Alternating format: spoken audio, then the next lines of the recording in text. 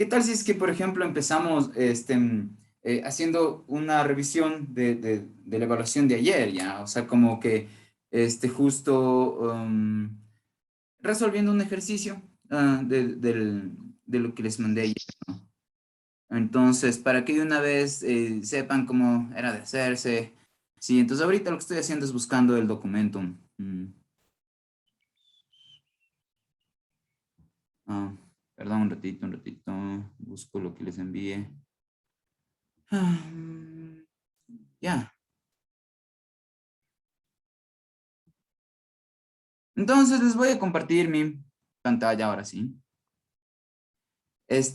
Verán, como ando en una cacería de gente que copia, ah, porque básicamente estoy teniendo como una especie de revelación acerca de mi rol como docente ya, en el sentido de que ya voy a algunos años siendo profesor universitario y noto que, bueno, hay cosas que de ley pueden aprender sin necesidad de un profesor, no necesariamente las van a aprender de mí, lo pueden aprender de, de otras personas, de videitos, ya, pero pienso yo que la educación en el Ecuador debería enfocarse en tratar de transformar nuestra sociedad enferma, ¿ya?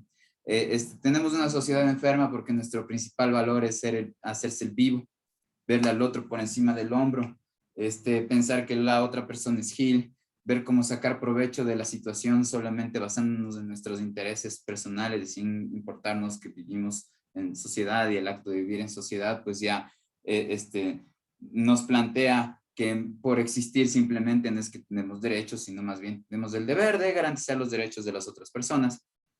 Entonces, me parece a mí que un instrumento de educación tal vez puede ser más poderoso que el simplemente llenarles de contenido. Miren, yo no sé qué es ser una buena persona, es decir, no tengo un concepto de eso. Ya leo lo que me ponen en el chat, pero pienso que al menos la intención ya es fundamental que no se desvanezcan en las personas que van a ser el nuevo motor de la sociedad, que son ustedes. Y de hecho, algunas personas de ustedes ya tal vez están trabajando también, además de estudiar, entonces también formarían parte del motor productivo, por decirlo así, de la sociedad. Y la cuestión es que pase lo que pase, sea el presidente que escojamos, sea cual sea la situación política del Ecuador, me parece ya que si es que de nosotros desvanece de, por decirlo así, de nuestro corazón por completo, la intencionalidad de primero ser como una buena persona, sea cual sea el concepto de buena persona que tengan, pero al menos que no se quite esa intención, ¿sí? Ya, la educación habrá ganado algo.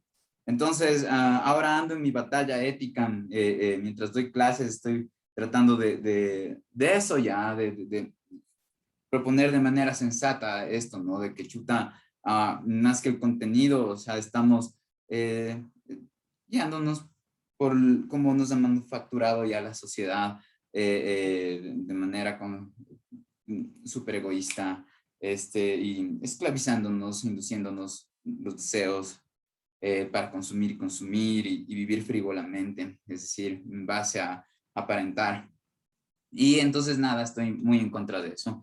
Y justo como estoy dando clases en nivelación también de mate, y este semestre, el semestre anterior también, es donde más he notado que me han copiado de manera descarada. ¿Ya? Entonces, no digo que, por ejemplo, yo no he notado que mis alumnos en general copian, ¿sí? Sí copian, pero en estos casos ya no solo copian, sino que cuando les digo, y aquí copiaste, y estoy seguro que ahí copiaron, hasta se enojan ya y sin sangre en la cara me dicen, pero no, si yo no copié, y se ponen en ese modo Abdalá Bucarán, así que digamos ya saben que hicieron alguna pendejada, pero igual quieren hacer un teatro para convencer. Y entonces, como estoy en contra de eso, y ahí estoy filtrando las actitudes estudiantiles bajo eso, ya bajo esa búsqueda de quién está o no copiando y de que al menos eh, traten de no hacerlo, traten de hacer algo auténtico alguna vez, ¿ya? Eso, aprender, porque, digamos, les da ganas de aprender, no para llenar un vacío ahí social que la sociedad exige, ¿ya? Entonces, por eso es que les mandé dos de grupos distintos o sea, habían dos pruebas con datos parecidos, ¿ya? Entonces, digamos, la típica, que no sé, alguien que no sabe nada, está completamente desligado de esto y dice, voy a pasar copiando, ese man no se va a dar cuenta o lo que sea. Además de, digamos, la sensación insultante de que piensen que soy retrasado y no me voy a dar cuenta, es gravísimo eso, o sea, seguir construyendo la sociedad en base de ficciones, ¿ya? Entonces, ya, hay dos tipos de dos versiones de esta misma evaluación. Donde no te copiaron, pues van a tener cero inmediatamente en esa evaluación. Y hay una que tiene, digamos, aquí en vez de 20 tiene 28 y aquí en vez de 16 tiene 18. Y, por ejemplo, que, digamos, la persona que tuvo el otro examen le pide a alguien que tiene este tipo de examen para copiar y digamos, tan vago o vaga para ver que copia directamente sin ni siquiera darse cuenta que son otros datos. Entonces, claro, merece un cero directamente. ¿Ya? No digo que no tengamos como tentaciones de aportarnos de manera traviesa, por decirlo así. Está bien, solo que no puede ser una norma, eso creo yo, ¿no? Normalizar así simplemente lo absurdo, lo frívolo, lo superficial, la nada, la ausencia de significado, pensar que vivir está respirando. Entonces, no estoy de acuerdo con normalizar este tipo de cosas, ¿ya? Entonces, por eso les voy a poner ceros y cacho que copiaron, ¿ya? Entonces, veamos si es que dice, el ejercicio de la evaluación, la forma de resolver era similar. Claro, les puse dos ejercicios que eran como los que mandé de deber, ¿sí? No estoy haciendo, o sea, no estoy buscando perjudicarles, más bien estoy tratando de avanzar sobre cosas que yo mismo explico y enseño, ¿ya? Ya, en este caso, ¿qué tal si resolvemos el ejercicio 2 para ver cómo se hubiera resuelto, ya? Recuerden que nosotros ahorita estamos trabajando, digamos, sin usar las notaciones vectoriales, ¿sí? Y la cosa es que eso se debe a que nuestros movimientos solamente se desarrollan en una sola dimensión, ¿sí? Es decir, ya sea solamente horizontalmente o solamente verticalmente, se desarrollan los fenómenos que hemos estado analizando, ¿sí? Ya, denme un ratito que estoy copiando los datos en la pizarra y al parecer el marcador no está muy chévere. Entonces, un ratito déjenme copiar. Estoy poniendo los datos que tienen ahí en el problema, pueden leerlo mentalmente para que recuerden a qué se refería. La altura a la que lanzan verticalmente el objeto es 23.9 metros. Y yo pregunto cuál es la velocidad inicial. Y también pregunto el tiempo en regresar hasta mi mano. Ya. Entonces ya tengo copiaditos ahí los datos. Aquí están, son esos. Ya. Ahora, lo que les decía es que miren, uno tiene la necesidad de, cuando habla de magnitudes vectoriales, recuerden que las magnitudes vectoriales o las propiedades vectoriales son, digamos, cualidades, cosas que podemos predicar o decir acerca de los objetos o los fenómenos del mundo exterior a qué, a uno, ¿sí? Lo que sea independiente del observador, a lo que tenemos acceso con nuestros sentidos. ¿Por qué hablo de esto de tener acceso con nuestros sentidos a aquello que es independiente del observador? Porque, digamos, no todo lo que es independiente del observador es de acceso a nuestros sentidos, tipo el número 3, ya, o sea, todos conocemos el número 3, no puedo decir que el número 3 me pertenece a mí porque me lo imaginé ahorita, es de acceso común, sin embargo, no accedo al número 3, digamos, con mis sentidos, ya, entonces la física tiene que ver un montón con comprobar, según el método científico, es justo exponer nuestros sentidos a los sucesos, de manera que si es que encontramos que ese suceso fue predecido o predicho por nuestra teoría, entonces nuestra teoría tiene algún tipo de valor, ¿ya? Y entonces, digamos, las propiedades físicas, es decir, por ejemplo, cuando yo quisiera hablar de esto, ¿ya? Yo puedo de esto decir algunas propiedades físicas, ¿sí? Yo no puedo decir el marcador es una propiedad física, yo puedo decir que, digamos, esto tiene una propiedad tipo una extensión, ¿sí? Horizontal, es decir, tiene dimensiones, ¿sí? Como tiene una forma, tiene dimensiones horizontal, vertical y profundidad, ¿no es cierto? Está en tres dimensiones, su extensión espacial. Y justo por eso tiene también la capacidad de contener, por ejemplo, este marcador adentro contiene tinta. Y a cuánto puede contener, eso estaría cuantificado por el volumen. Pero digamos, si yo quiero saber cuánto puede contener esto de líquido, de marcador, yo necesito solamente dar un número, es decir el volumen, no necesito dar una dirección, no necesito eso. Para dar todo el conocimiento de esta, o toda la información acerca de la propiedad volumen, solamente basta dar un número y decir cuánto es el volumen, cuánto puede, qué capacidad tiene de contener este objeto. Y así yo le abro, y lo le abro por acá atrás y le meto, digamos, más tinta, yo puedo medir cuántos centímetros cúbicos entraron, ¿no es cierto? Ya, pero hay otras magnitudes, hay otras propiedades físicas que no basta con decir cuán intensa es esa propiedad, sino que la dirección que tiene.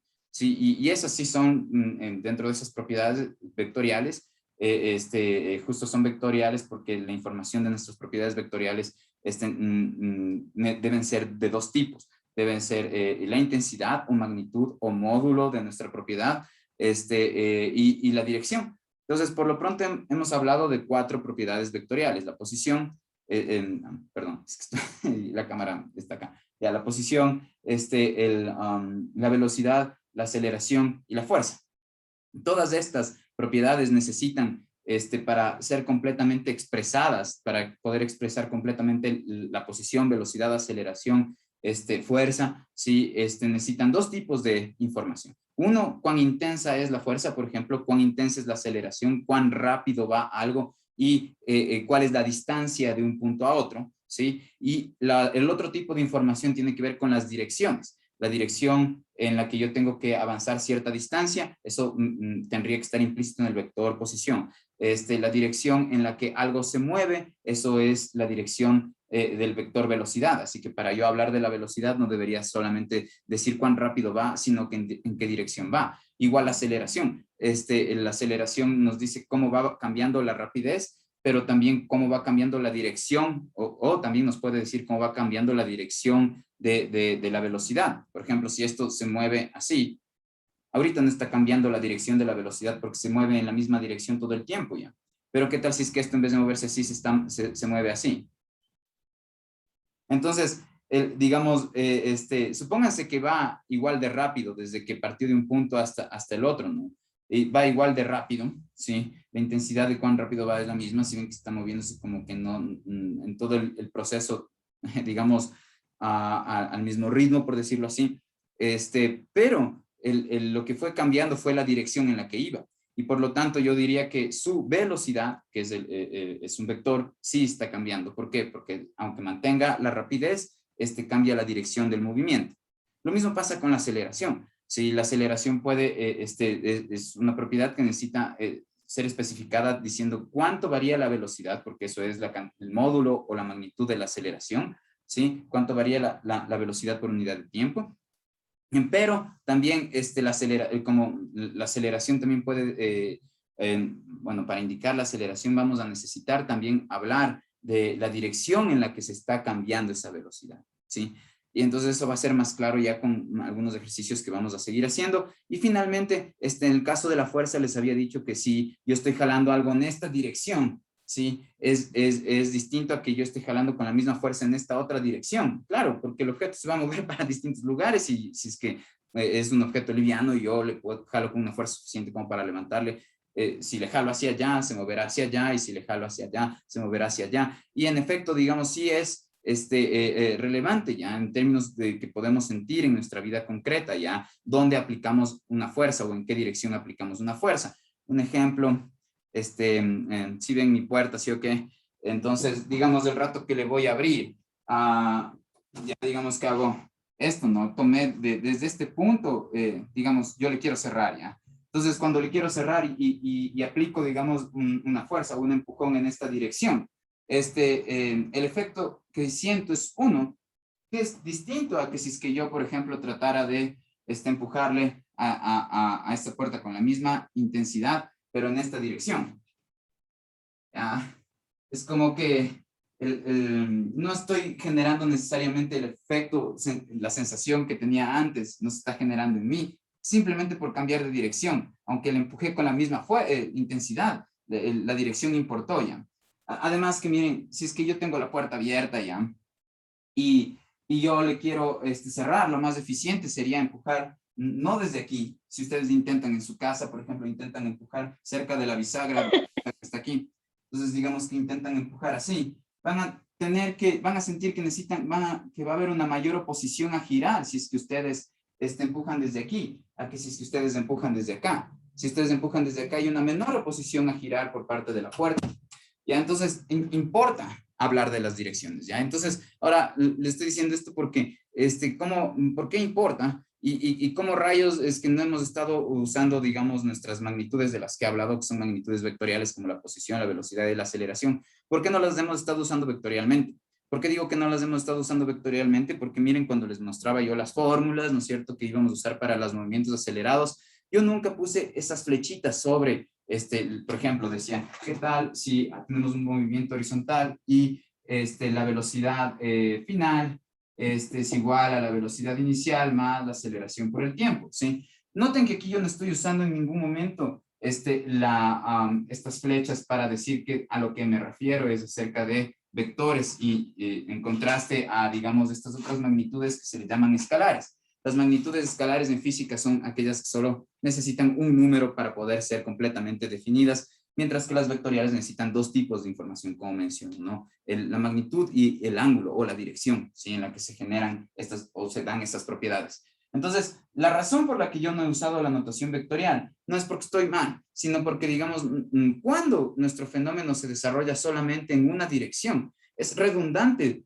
poner, digamos, sería como redundante poner esta notación vectorial. ¿Por qué? Porque ya está explícito para todos cuál es la dirección en la que están sucediendo las cosas, ¿sí? Entonces no necesitamos decir, bueno, poner esta notación vectorial, ¿sí? Digamos, la fórmula que yo les había mostrado, por ejemplo, es esta, ¿sí? Si yo lo hubiera escrito en notación vectorial, hubiera tenido que poner, digamos, la velocidad final como vector es igual a la velocidad inicial como vector más la aceleración como vector por el tiempo. Pero esta, digamos, ecuación de aquí vectorial, simultáneamente son dos ecuaciones. ¿Por qué? Porque miren, la velocidad final de un objeto va a tener la componente X de velocidad y componente Y de velocidad si es que el objeto está moviéndose en un plano, ¿sí? Entonces, digamos, este vector va a ser un arreglo de dos números en este caso si trabajamos en dos dimensiones. Es decir, yo, por ejemplo, diría que el objeto va a tener velocidad final en X y una componente de la velocidad final en Y, ¿sí? Y, digamos, esto sería igual a la componente, porque el vector inicial tiene dos componentes. Sé que se colgó la imagen, pero ya mismo regresa ya. Solo díganme si sí me siguen escuchando. ¿Me escuchan? No. Sí. Ya, entonces, les decía que bueno, ya vi que se refrescó la imagen. Entonces les decía que el vector velocidad inicial en realidad sería un arreglo de dos números, ¿sí? ¿Cuáles números? Uno que corresponde a la componente X del vector velocidad inicial y otro que correspondería a la componente Y del vector velocidad inicial. Esta bolita aquí como subíndice significa inicial, esta F final, ¿no es cierto? Ya, entonces, esta ecuación de aquí, vectorial, en realidad, esta ecuación vectorial, en realidad, cuando la expresamos mostrando las componentes del vector, si es que este es un vector en dos dimensiones, pues luciría de estas formas, ¿sí? Entonces, aquí tendría que poner más, digamos, la componente X de la aceleración, aquí la componente Y de la aceleración y esto por el tiempo, donde el tiempo es un número. Nosotros sí sabemos que se puede hacer la operación un número por un vector. ¿Cómo se hace esa operación? Se multiplica este número por cada uno de los elementos del vector. Entonces, miren, nosotros tendríamos, digamos, estrictamente hablando, que trabajar así. De hecho, si fuéramos más estrictos, deberíamos poner la componente Z tanto de la velocidad como las aceleraciones, ¿ya? Pero lo que sucede es que si es que algo solamente se mueve horizontalmente, digamos, todos estos serían cero. Todas las componentes Y serían cero porque no hay movimiento vertical. Y si es que, por ejemplo, todas las componentes de X fueran cero, ¿sí? Eso significaría que el movimiento solamente está sucediendo verticalmente, ¿sí? Y no hay movimiento horizontal. Entonces, digamos, esta fórmula, que sería la fórmula más correcta para trabajar con movimientos que tienen la aceleración constante, esta fórmula se concreta y se reduce a esta de aquí. Perdón, a esta de aquí, a esta de aquí arriba. ¿Por qué? Porque, digamos, si es que, por ejemplo, estamos solamente concentradas y concentrados en un movimiento que solamente se dé horizontalmente, entonces esto va a ser 0, 0 y 0, ¿no es cierto? Entonces yo, digamos, solamente tendría que son relevantes, digamos, las cuestiones que yo obtendría aquí, en esta parte de las componentes X. Entonces, la forma que tendría nuestra fórmula se convierte en esta de aquí, pues, porque, digamos, no influye en nada las componentes Y.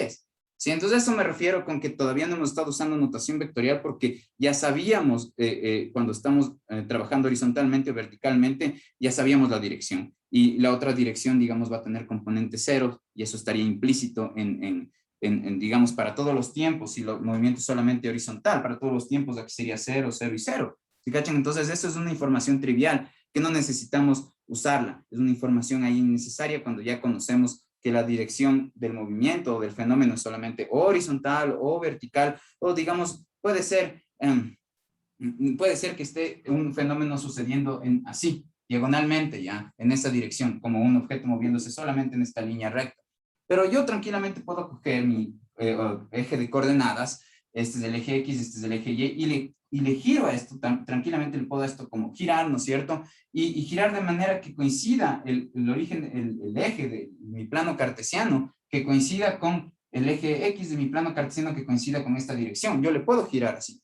Entonces, digamos, al final de cuentas, si un movimiento se desarrolla solamente en una dirección, entonces, en una única dirección, entonces sería como redundante expresarlo vectorialmente, aunque digamos estrictamente hablando, sí se podría hacer así y como que tal vez se debería hacer así, ¿no? Pero pedagógicamente no es relevante hacerlo así. Ya, entonces, primero resolvamos brevemente el problema de la evaluación de ayer y pasemos ahí al movimiento parabólico, ¿ya?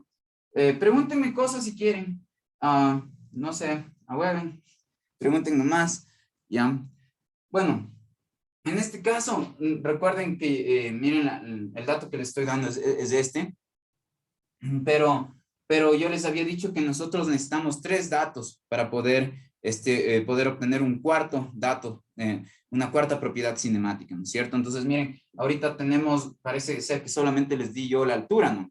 Le voy a escribir más acá, tal vez no se está viendo bien. Entonces, tal vez ustedes piensen, bueno, esta persona, o sea, yo les di solamente la altura, ¿cómo rayos van a resolver el ejercicio? Solo les di la altura, pero otra vez, recuerden lo que les mencioné en la clase pasada, ¿no? Si ustedes lanzan algo, el objeto va a hacer lo que vieron, ¿no? Llega hasta un punto más alto y de ahí baja. Pero que logre llegar a un punto más alto significa que empezó a disminuir su velocidad hasta que llegó a tener la velocidad cero, justo en el punto más alto. Es como que hay un pequeño instantecito donde se detiene en la parte más alta, ¿no es cierto? Entonces, no solo sabemos que la altura que recorrió es 23.9 metros, sino que sabemos que la velocidad final que llegó, digamos aquí es la velocidad final en Y, pero otra vez ya sabemos que todo está sucediendo en Y, entonces no es necesario especificar ahorita la dirección, ¿no? Entonces la velocidad final en este caso en Y sí sería cero. ¿En qué tramo del fenómeno o en qué parte del fenómeno? Cuando sale de mi mano hasta que llega a la parte más alta, ¿sí? Ya, a mí me interesaría saber eso. Más bien me interesaría considerar ese tramo del fenómeno. Yo sé que el fenómeno completo puedo yo pensar es desde que salió de mi mano hasta que regresa a mi mano el objeto, pero eso es, digamos, um, a consideración del investigador, dónde empieza y dónde termina el fenómeno, ¿sí? Entonces ahorita les convendría, digamos, pensar o analizar el fenómeno desde que sale de mi mano hasta que llega a la parte más alta, porque ahí es donde van a tener implícitamente ya dados los 3 datos. ¿Cuáles datos? El de la altura que les di explícitamente en el problema, el dato de la velocidad final, que lo saben que van a tener todos los fenómenos de caída libre, que en el punto más alto, pues el objeto se detiene, que se detenga significa que va a tener la velocidad final cero, ¿sí? Y digamos, algo que también sabemos es que, como les mencioné, desde el piso terrestre hasta la estratosfera, ¿sí?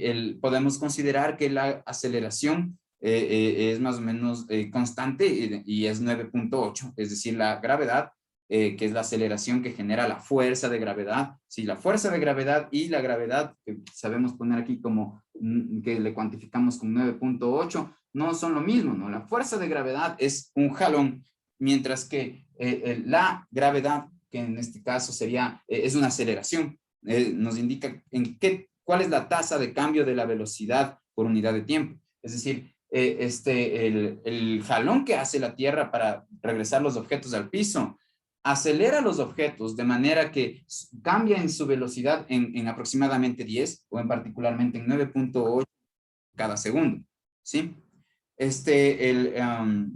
Ya, entonces, aquí yo les había mencionado que lo que sí es importante, aunque nosotros no estemos explicitando las direcciones, es importante decir el sentido, ¿sí? Digamos, cuando algo va hacia arriba, perdón, el sentido de qué, el sentido de la aceleración, ¿sí? Entonces, ¿por qué? Porque un movimiento será acelerado si es que el sentido de la aceleración tiene el mismo sentido que la velocidad. Aquí el sentido matemáticamente viene a ser el signo que le pongamos a nuestras intensidades de aceleración, a nuestras intensidades de velocidad, es decir, el signo que tenga la rapidez o el signo que tenga el módulo de la aceleración. A esos me refiero con el sentido. ¿Por qué? No solo digo signo y por qué digo sentido, porque cuando uno piensa en estas propiedades vectoriales, lo que inmediatamente podría imaginarse son flechas, ¿no? Porque la representación de los vectores son flechas. Y estas flechas se dice que tienen cierto sentido. Por ejemplo, esta tiene un sentido cuando tiene la flechita hacia arriba, pero tiene el sentido opuesto cuando tiene la flechita hacia abajo, ¿sí? A pesar de que esta flecha y esta flecha están, digamos, tienen el mismo ángulo con respecto a un eje imaginario que yo me imagine aquí horizontal. Generan el mismo ángulo, por lo tanto tienen la misma dirección. Sin embargo, el sentido es distinto, ¿ya? Entonces, mientras la velocidad esté, digamos, sea un vector que se dibujaría así, esta velocidad, digamos, sería, la rapidez sería un número positivo, ¿sí? Pero, digamos, como la aceleración, si nosotros, como les había mencionado, le ponemos negativo, nos es conveniente. ¿Por qué? Porque ahí la aceleración tiene una dirección, perdón, un sentido distinto al de la velocidad. Y cuando son opuestos los sentidos, ¿sí? De la aceleración y de la velocidad, me refiero a cuando nosotros representemos gráficamente el vector velocidad y el vector aceleración, si las saetas, son esas flechitas, las puntas de las flechas están en sentidos opuestos, eso implica que el movimiento es desacelerado en vez de acelerado, es decir, que la velocidad va bajando a medida que pasa el tiempo en vez de ir aumentando, ¿no es cierto? Entonces, por eso nosotros le poníamos menos a la aceleración cuando el objeto está de subida, porque la velocidad, para decir que está de subida en vez de bajada, ¿no es cierto? Le ponemos el signo más, si es que el objeto estaría de bajada, si esto es para el tramo cuando sube, ¿no? Para cuando baja, en cambio, si nosotros representamos con flechas, ¿no es cierto?, nuestros vectores velocidad, la velocidad cuando baja va a ser hacia abajo y esto se refleja matemáticamente poniéndole el menos al número de la velocidad, ¿no?, a la rapidez.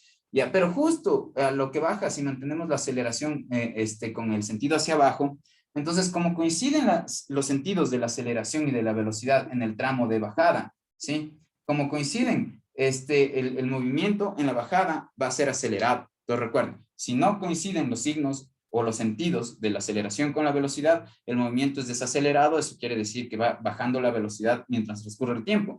Mientras que si es que el sentido de la velocidad y de la aceleración, digamos, son los mismos, o en otras palabras sus signos son iguales, entonces el movimiento es acelerado. Y es en efecto lo que vemos cuando digamos, esta forma de formalizar estas ideas o de ponerlas de manera matemática son adecuadas porque reflejan en efecto el fenómeno de caída libre, que es uno en el que mientras el objeto está subiendo desacelera y que cuando baja acelera a partir del punto más alto donde tiene la velocidad cero.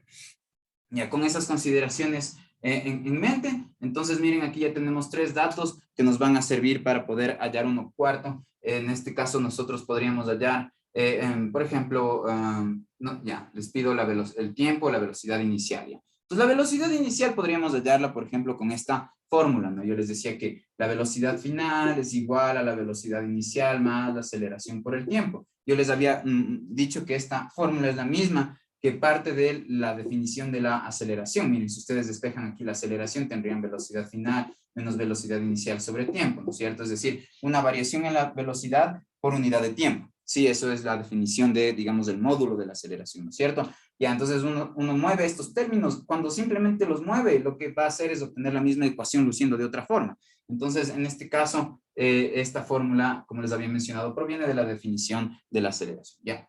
Entonces, miren, yo en esta fórmula encuentro que tengo todos los datos de estos datos que tengo aquí. Por ejemplo, yo tengo la velocidad final porque sé que es cero, entonces le puedo poner aquí cero, ¿no es cierto? Y la velocidad inicial es justo lo que yo no conozco, ¿sí? La aceleración sí conozco, yo sé que es menos 9.8, ¿no es cierto? Ya, pero aquí podría aparecer, miren que tengo este problema, ¿no es cierto? Porque a mí me hubiera gustado poder meter estos tres datos y obtener un cuarto dato, ¿sí? Pero aquí parece que no puedo hacer eso, ¿por qué? Porque tengo una ecuación con dos incógnitas. Entonces, digamos, aquí a partir de que uno está en esta disyuntiva ya, es decir, cuando yo llego a este punto tengo dos opciones. O busco otra ecuación que después de reemplazar estos datos tenga como incógnitas la velocidad inicial y el tiempo, para de esa manera yo tener dos ecuaciones, digamos, esta sería la primera y la otra sería esa otra ecuación que tendría yo esperanzas de encontrar donde hayan estas mismas dos incógnitas, la velocidad inicial y el tiempo, ¿sí? Pero la otra opción es buscar reemplazar estos datos en otra de las fórmulas donde tal vez yo pueda hallar un cuarto dato a partir de estos tres datos que yo ya tengo. Entonces busquemos cuál sería esa. Entonces para eso ustedes pueden tranquilamente usar un formulario, revisar el internet y volver a revisar y tener ahí presente cuáles son las fórmulas cinemáticas que les había dado, ¿no? Entonces hay una en particular que relaciona la aceleración con la distancia recorrida con las velocidades, ¿sí? Y es esta, ¿no? La que nos dice que la velocidad final al cuadrado es igual a la velocidad inicial al cuadrado, más la aceleración, más dos veces la aceleración por el espacio. Sí, aquí S, ¿ya? O la distancia recorrida. En este caso sería por, ya, la distancia recorrida, ¿sí? Ya. Entonces, miren aquí, parece ser que esta sería una opción preferible usar en vez de armar un sistema de dos ecuaciones con dos incógnitas. ¿Por qué? Porque lo que se hace en general cuando uno resuelve problemas al menos básicos en física y en matemáticas es buscar de todas las ecuaciones que se tengan ahí en ese campo del conocimiento, cuáles contienen variables que correspondan a datos que nosotros ya tenemos. Por ejemplo, en este caso, todas estas serían como variables, pero nosotros sí tenemos el dato de esta variable o propiedades, nosotros sí tenemos el dato de esta propiedad, de velocidad final, tenemos el dato de la aceleración, tenemos el dato de la distancia que recorrió, en este caso la distancia que recorrió, sabemos que es esta cantidad h, recorrió 23.9 metros, la aceleración ya sabemos que es en este caso menos 9.8, ¿no es cierto? Entonces yo debería poner aquí menos 2 por 9.8. Sí, el menos es pongámosle así. Recuerden la fórmula que tenía aquí, era más dos veces, sí, y aquí yo debo poner la aceleración por la distancia que recorrió. En el tramo que me interesa, donde yo tengo estos tres datos, la distancia que recorrió es de esta altura. Se llegó a recorrer una altura de 23.9, ¿no es cierto? Entonces yo voy a poner aquí 23.9, así, ya. Ya. Y ahora, sí sabemos cuál es la velocidad final a la que llegó. Sabemos que llegó a la velocidad final de cero. Entonces yo tendré que poner aquí cero al cuadrado. Fíjense, por eso esta sería una fórmula adecuada de usar en este caso si vamos a resolver el problema más eficientemente sin tener que usar un sistema de dos ecuaciones con dos incógnitas. ¿Por qué? Porque cuando nosotros ya reemplazamos la información que nos dan inicial, en esta ecuación lo único que sobra es una única variable que ya la podríamos despejar fácilmente haciendo aquí estas operaciones, ¿no es cierto? Entonces, ya intentemos hacer esto rápidamente. A ver, algo me dice alguien en el chat. No, solo fue un sí. Ya, entonces, déjenme buscar una calculadora para hacer esto brevemente. Ajá. Y ya.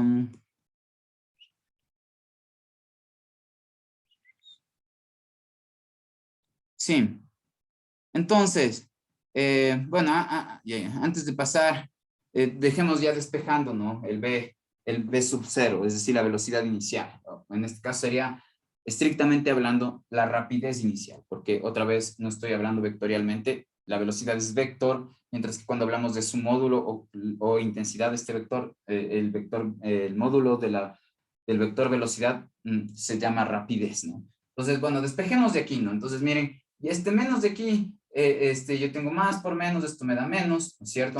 El rato que yo multiplico los signos de este con este, más por menos me da menos. Ahora todo esto le voy a pasar al otro lado y lo que yo tendría es que el b sub 0 simplemente es la raíz de ¿qué? De 2 por 9.8 por 23.9, ya. Si notan que acá adentro no está el menos, estaría mal si hubiera estado ahí el menos porque, digamos, no hay raíces de números negativos, al menos dentro del el campo de los números reales.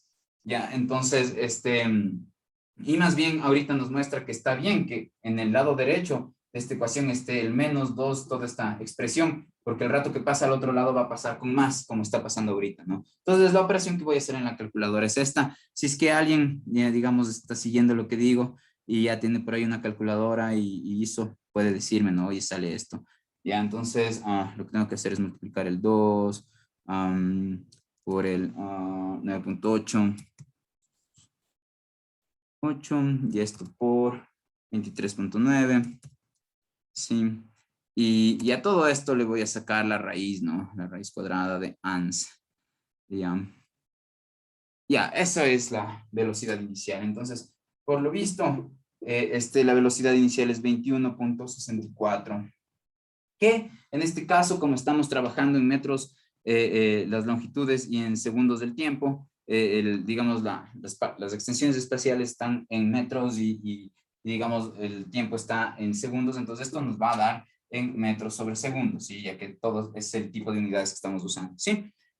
Ya, ahora ya tenemos la velocidad inicial en Y, ya nos hemos respondido esta parte del problema, y finalmente lo que habría que responderse es cuánto se demora en salir de mi mano y llegar a mi mano, cuánto tiempo pasa en el aire en pocas, ¿sí? Entonces, el tiempo que pasa en el aire un objeto, ya sea en los fenómenos de caída libre, donde el fenómeno de caída libre es cuando un objeto, digamos, va hacia arriba y hacia abajo nada más, o digamos cuando solamente se le deja caer así, ¿no es cierto? Es decir, cuando la dirección del movimiento es solamente, digamos, vertical, ¿sí? O ya sean los movimientos parabólicos, como vamos a ver en esta misma clase, tiempo de vuelo se le llama el tiempo que el objeto pasa en el aire, ¿sí? Entonces, en este caso, noten que el tiempo de vuelo, es decir, el tiempo que el objeto pasa en el aire, se lo puede obtener si nosotros calculamos el tiempo que se demora el objeto en ir desde mi mano hasta el punto más alto. Y ese tiempo le multiplico por 2 y será el tiempo que el objeto está en el aire. ¿Por qué? Porque, como les mencioné la vez pasada, ¿no? El objeto al subir, ¿sí? Hace exactamente el mismo movimiento que al bajar, solo que, digamos, de manera inversa, ¿sí? Como que otra vez, si es que yo me grabo, no sé, con estas cositas que hay, no sé, boomerangs creo que les dicen, bueno, ya que ustedes lanzan el objeto y digamos ahora le ponen hacia atrás a lo que graban, ¿no? Entonces el rato que le ponen hacia atrás, lo que vieran es en vez de que el objeto está subiendo, deberían partir desde donde está en la parte más alta y llega hacia abajo. El que ustedes hayan hecho eso sería indistinguible a que no hubieran editado el video y yo simplemente coja esto y le lance y vaya hacia arriba y baje, ¿sí? Entonces, ¿qué quiero decir con eso? Que el movimiento hacia arriba es idéntico al movimiento hacia abajo, entonces, solo que, digamos, cambia el sentido en el que está haciéndose ese movimiento, ¿sí? La cadencia con la que va a pasar de cero hasta la velocidad que sea con la que llega a mi... ¡Guau! Es la misma cadencia, perdón. Ya. Lo que decía es que el movimiento hacia arriba es el mismo que va a ser hacia abajo, en el sentido de que, miren, cuando va subiendo va a tener distintas velocidades, ¿no? Cada vez menores, menores, menores, va a partir de 21.64 y va a terminar teniendo 0, ¿no es cierto? Ya, cuando va hacia arriba, ¿sí? Parte de esta velocidad 21.64 y llega a 0 metros por segundo. Ahora, la cosa es que en cada punto, mientras sube, ¿sí? La velocidad aquí, en el fenómeno de subida, en este punto espacial, a esta altura, va a ser exactamente la misma velocidad que el objeto va a tener cuando esté cayendo, ¿sí? En cada punto de subida, la velocidad que el objeto tenga al subir va a ser la misma velocidad cuando uno dice, a ver, en este punto, ¿cuánto tiene? Pero se fijan en el fenómeno cuando el objeto está bajando, va a ser exactamente la misma velocidad que tuvo cuando pasó por ahí, pero en la subida, ¿sí? Entonces, eso hace que, digamos, lo que se demore en ir desde mi mano hasta el punto más alto va a ser lo mismo que se va a demorar desde el punto más alto hasta llegar a mi mano, porque está moviéndose de la misma forma, sus velocidades cambian en la misma tasa, ¿sí? Entonces, yo para calcular el tiempo de vuelo, sí, es decir, para calcular el tiempo que está en el aire, podría simplemente duplicar el tiempo que se demora en ir desde mi mano hasta el punto más alto, ¿ya? Entonces aquí es donde me pueden preguntar cosas, a ver, ¿no? Pregunten nomás. También aplicaré eso para la velocidad o solo para el tiempo. Sí, digamos, ¿a qué te refieres con eso? Si con el eso te refieres a que, digamos, las velocidades, digamos, en este punto del espacio, cuando va para arriba, es la misma que cuando en el movimiento hacia abajo, yo pregunto, digamos, cuando está subiendo, yo pregunto, ¿cuánto es la velocidad aquí? Y cuando está subiendo, ¿no? Y alguien me dice, por ejemplo, 20 metros sobre segundo. Ya calculo y noto que es 20 metros por segundo. Cuando está bajando y llega a ese mismo punto y alguien me pregunta cuánto es la velocidad ahí, yo también diría 20 metros por segundo, solo que con el signo negativo, mientras que cuando estaba de subida ahí esos 20 metros por segundo tendrían el signo positivo. Pero yo no puedo decir que para calcular la velocidad con la que llega a mi mano, yo lo que debo hacer es calcular la velocidad no sé, de subida y multiplicarle por 2, porque no hay una única velocidad al subir. Esta velocidad, el objeto va a tener distintas rapideces, ¿no? De hecho, va enlenteciéndose hasta llegar al punto más alto. ¿Ya? Entonces, no es que yo todas las propiedades puedo coger solamente considerarlas en el movimiento hacia arriba y de ahí multiplicarles por 2 y tener esas mismas propiedades cuando voy hacia abajo. De hecho, estaría en un error si es que, por ejemplo, cuando alguien me dice, ¿cuánto es la velocidad aquí cuando el objeto sube? Entonces, mientras está subiendo, alguien identifica una altura y dice, en esta altura, sí, ¿cuánto es la velocidad del objeto? Y alguien dice 20 ya. Y ustedes para calcular cuánto es la velocidad en ese mismo punto, pero cuando el objeto está bajando, lo que hacen es multiplicarle por 2, estaría mal. Si les acabo de decir que también sería 20, pero con el signo negativo, ¿sí? Ya, entonces, ya saben, si quieren seguirme preguntando, háganlo por favor. Entonces, ya, ahora tenemos, miren, más datos, tenemos todo el chance para calcular el tiempo, ¿sí? Entonces, una forma de calcular el tiempo, una fórmula para calcular el tiempo ahí, podría ser, digamos, simplemente esta, ¿no? Miren, yo tengo que, la que puse inicialmente y que dije, no, esto nos va a llevar a buscar otra ecuación que tengan dos incógnitas, ¿no es cierto? La fórmula esta, ¿no? Velocidad final igual a velocidad inicial más aceleración por tiempo. ¿Qué tal si uso esta? ¿Por qué? Porque yo ya tengo la velocidad inicial, la velocidad final, ya tengo la aceleración, ya puedo despejar el tiempo, ¿sí? Entonces, digamos, ahorita voy a encontrar el tiempo de subida, ¿sí? Y de ahí le voy a multiplicar por 2. Ya, entonces, yo sé que al subir y al llegar al punto más alto, la velocidad final en ese movimiento va a ser 0, ¿sí? La velocidad inicial, yo ya sé, le acabo de sacar, es 21.64. Entonces yo pondré aquí 21,64. Y la aceleración yo sí sé que es menos 9.8, ¿no es cierto? Menos 9.8. Ya, entonces fíjense que aquí yo tengo una ecuación con una sola incógnita, entonces basta despejar esa incógnita. Entonces, lo que yo haría es pasar este al otro lado y pasar este al otro lado también a dividir. Entonces, este que está sumando pasa restando, entonces pasaría así como menos 21.64. Sí, entonces ya no aparece acá porque ya le moví. Y este menos 9.8 le paso al otro lado a dividir y me quedaría así como menos 9.8. Sí, entonces el tiempo sería esta. Me va a dar una cantidad positiva porque menos dividido para menos es más. Eso me sugiere que lo que estoy haciendo es correcto porque estaría incorrecto si me sale un tiempo negativo, ya porque los tiempos negativos no existen en la mecánica clásica al menos. Entonces lo que voy a hacer ahorita es hacer esa división, ¿no? 21.64 dividido para 9.8, a ver qué nos da. Entonces, nuestra calculadora dice, al 21.64 les voy a dividir para el 9.8 y esto me da 2.20, ¿sí? Entonces, resulta que el tiempo de subida, el tiempo que se demoró en ir, pasar de la velocidad 21.64, recorrer esta altura de 23.9 y llegar a una velocidad de 0 metros por segundo, con una aceleración de 9.8, es decir, el tiempo que se demoró en ir desde mi mano hasta el punto más alto, yo ya sé que era 2. ¿Cuánto era? 2. 2.2, ya. Entonces, yo ya sé que el tiempo me dio 2.2, ¿no es cierto? Entonces el tiempo es 2.2, ¿sí? Ya, pero yo sé que es el tiempo que se demora en subir, ¿sí?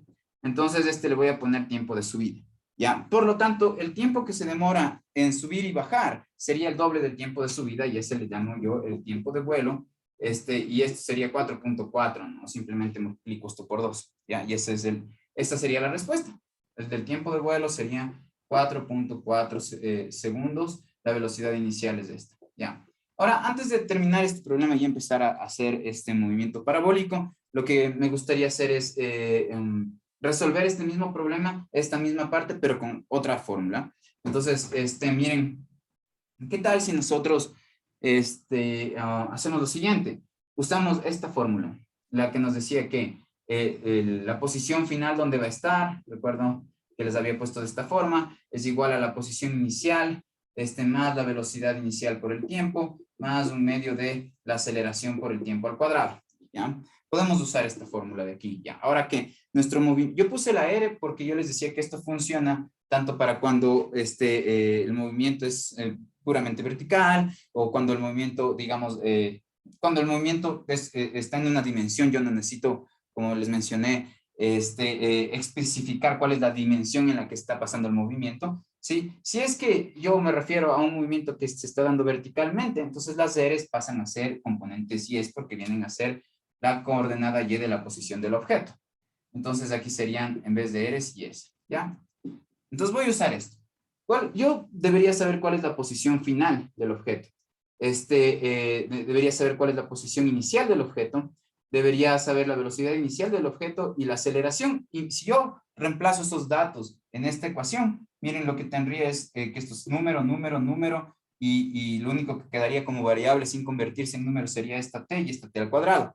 ¿Sí? Entonces, ahí yo ya tengo una ecuación con una incógnita, solo que es una ecuación cuadrática. Y ahí ya podría sacar el tiempo, ¿sí?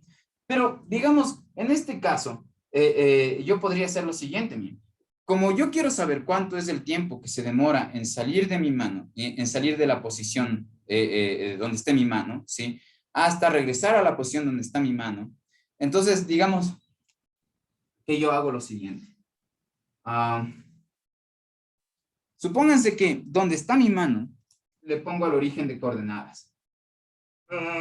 Ya, perdón, pensé que iba a rayar, pero no. Me decepcionó esta pendejada. A ver, esta otra. Ya, esta está mejor.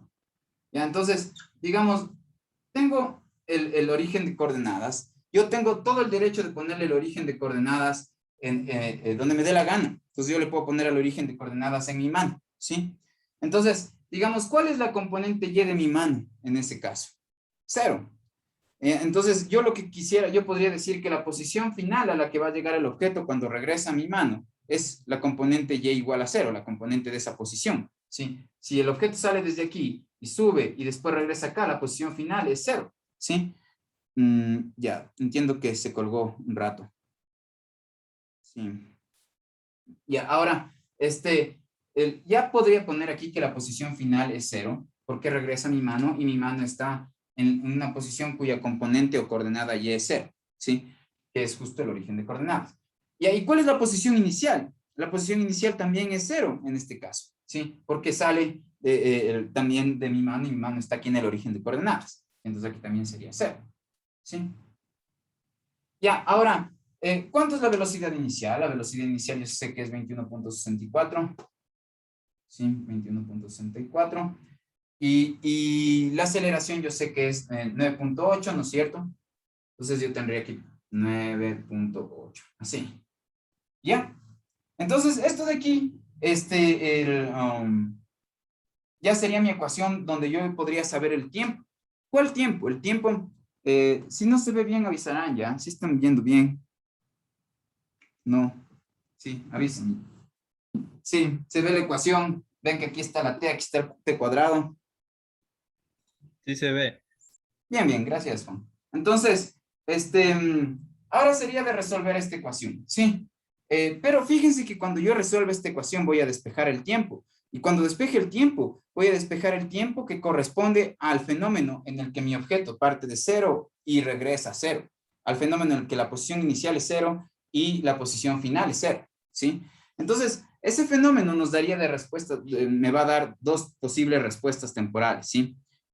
Una que corresponda al fenómeno en que yo nunca, digamos, tengo esto en la mano y no sale de ahí, y la posición inicial es cero, la posición final es cero, ¿sí? Y otro fenómeno en el que sí salió de mi mano y la posición inicial y final son las mismas porque el objeto terminó regresando a mi mano, ¿no es cierto? Ya, entonces en este caso, miren, este tipo de ecuación cuadrática es fácil de resolver, solo que aquí no puse el signo de la aceleración, que es menos 9.8 en este caso. Ya, entonces resolvamos esto. ¿Cómo pensarían que podrían resolver esto? Ya le voy a reescribir aquí para que tal vez se vea más claro, ¿no? Entonces, 9.8 dividido para 2, ¿cuánto les da?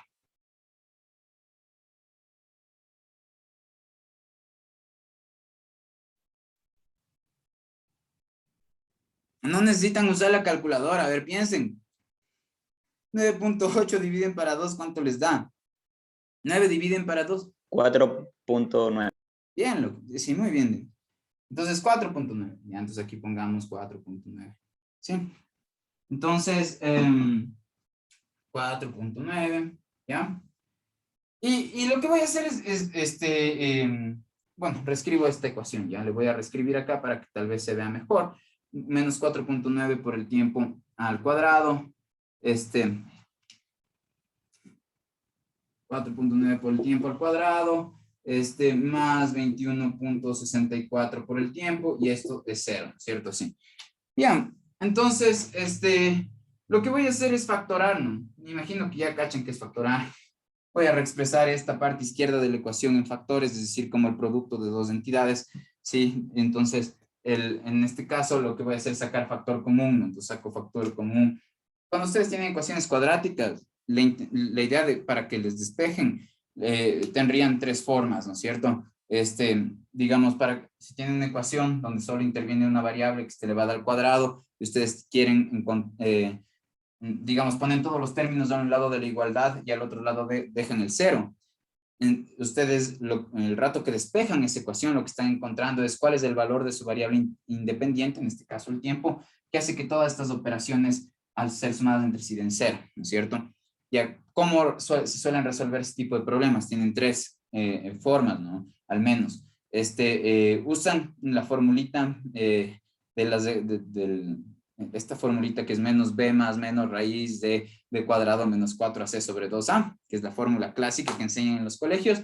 Pueden factorar el polinomio el cuadrático, ¿sí? Esto es un polinomio, ¿no? También pueden, digamos, completar el cuadrado, ¿sí? Entonces, en este caso, como si es factorable, voy a factorar, ¿sí? Entonces, saco el factor común, ¿no es cierto? Me queda aquí menos 4.9t, ¿sí? Y acá tendría más 21.64, y esto igual a 0, ¿sí? Entonces, miren, ya, entonces, en este caso, si una cosa, t, multiplicada por otra, donde la otra es todo lo que está en el paréntesis, estoy haciendo uso de esta propiedad del álgebra. Si una cosa está multiplicada por otra y dan 0, entonces eso quiere decir que o la primera es 0 o que la segunda es 0, ¿sí? ¿Ya? Eso, no hay otras formas, ¿no? En la que el producto de dos cosas me dé 0. Alguna de esas al menos tiene que ser 0. Entonces, o la primera o la segunda es 0. Entonces, yo aplico esta idea acá. Y el que tiene el rol de la A sería el T y el que tiene el rol de la B sería todo esto que está en el paréntesis. Entonces, aplicando esa idea, yo diría que la única forma en la que puede todo este producto dar 0 es si es que el T es 0 o si es que el menos 4.9 por T más 21.64 es 0. ¿Sí? Entonces, miren, aquí yo ya tengo la primera respuesta, ¿no es cierto? El tiempo que se demora en pasar de la posición 0 a la posición 0, hay un caso en el que el tiempo que se demora en hacer eso es el tiempo 0, y tiene sentido eso, ¿no? Porque, digamos, como les mencioné, la información que estaríamos ingresándole a la fórmula corresponde a dos posibles casos, uno en el que, digamos, la posición inicial es 0 y la posición final es 0. Ahorita estoy en ese fenómeno, la posición inicial 0 y la posición final 0. Y el otro caso sería para cuando la posición inicial es 0 y la posición final es 0, ¿sí? que es el hecho de que regresó a mi misma mano, ¿no es cierto? Entonces, ese otro respuesta viene de acá. Y si ustedes notan, lo que debería hacer es pasar al otro lado a restar, y esto al otro lado dividir, y me queda de esta forma, ¿no? ¿Ya? Ya, y esto debe darme el valor del tiempo de vuelo, ¿no? Que me salía más o menos 4.4. Veamos cuánto sale esta división. Entonces, lo que voy a hacer es esto, ¿no? Dividir 21.64 para 4.9. Ya, ahí me dio la respuesta 441, ¿sí? Que es exactamente la respuesta que ya habíamos sacado antes por el otro método. Miren, la respuesta me da, menos dividir para menos es más, por eso solamente dividir esto positivo para esto positivo, entonces la respuesta salió 4.41. Sí, y esto es el mismo valor que nos salió antes. Miren, en el tiempo de vuelo nos salió también 4.4. ¿Sí? Está. Ya. Eso, entonces, ¿tienen preguntas? ¿No? Ya, entonces en la siguiente parte de la clase lo que vamos a hacer, sí. Ya te leo, Juan, si es algo como que te pasó personalmente, quieres que te corrijan, no sé, el examen tarde, alguna cosa así, ¿ya? ¿Qué les parece si descansamos hasta las 1:43 y de ahí regresamos y ya vemos movimiento parabólico? Ahora sí te leo, Juan. Entonces todos los que no estén, regresen. Ya, ahora sí. Primero que nada, quería decirles que, bueno, no se les hace un poco como raro que yo nunca incluya la masa en estos movimientos y sin embargo pueda calcular la velocidad de los objetos. Ya, por un lado parecería que es extraño porque nosotros en nuestro día a día, por ejemplo, si yo lanzo, no sé, una bola de boliche desde la punta de un edificio y una pluma, desde el techo de un edificio, ¿no es cierto? Lo que vamos a ver es que cae primero la bola de boliche, ¿no? Me refiero a esto ya. Digamos que yo tengo, estoy aquí parado y boto una bola y simultáneamente una pluma, ¿sí? Ya, entonces, lo que veríamos es que, digamos, esto llega hasta el piso antes de lo que llega esto, ¿no? Esto ya estaría aquí y la pluma estaría por acá, así, no sé, ¿ya?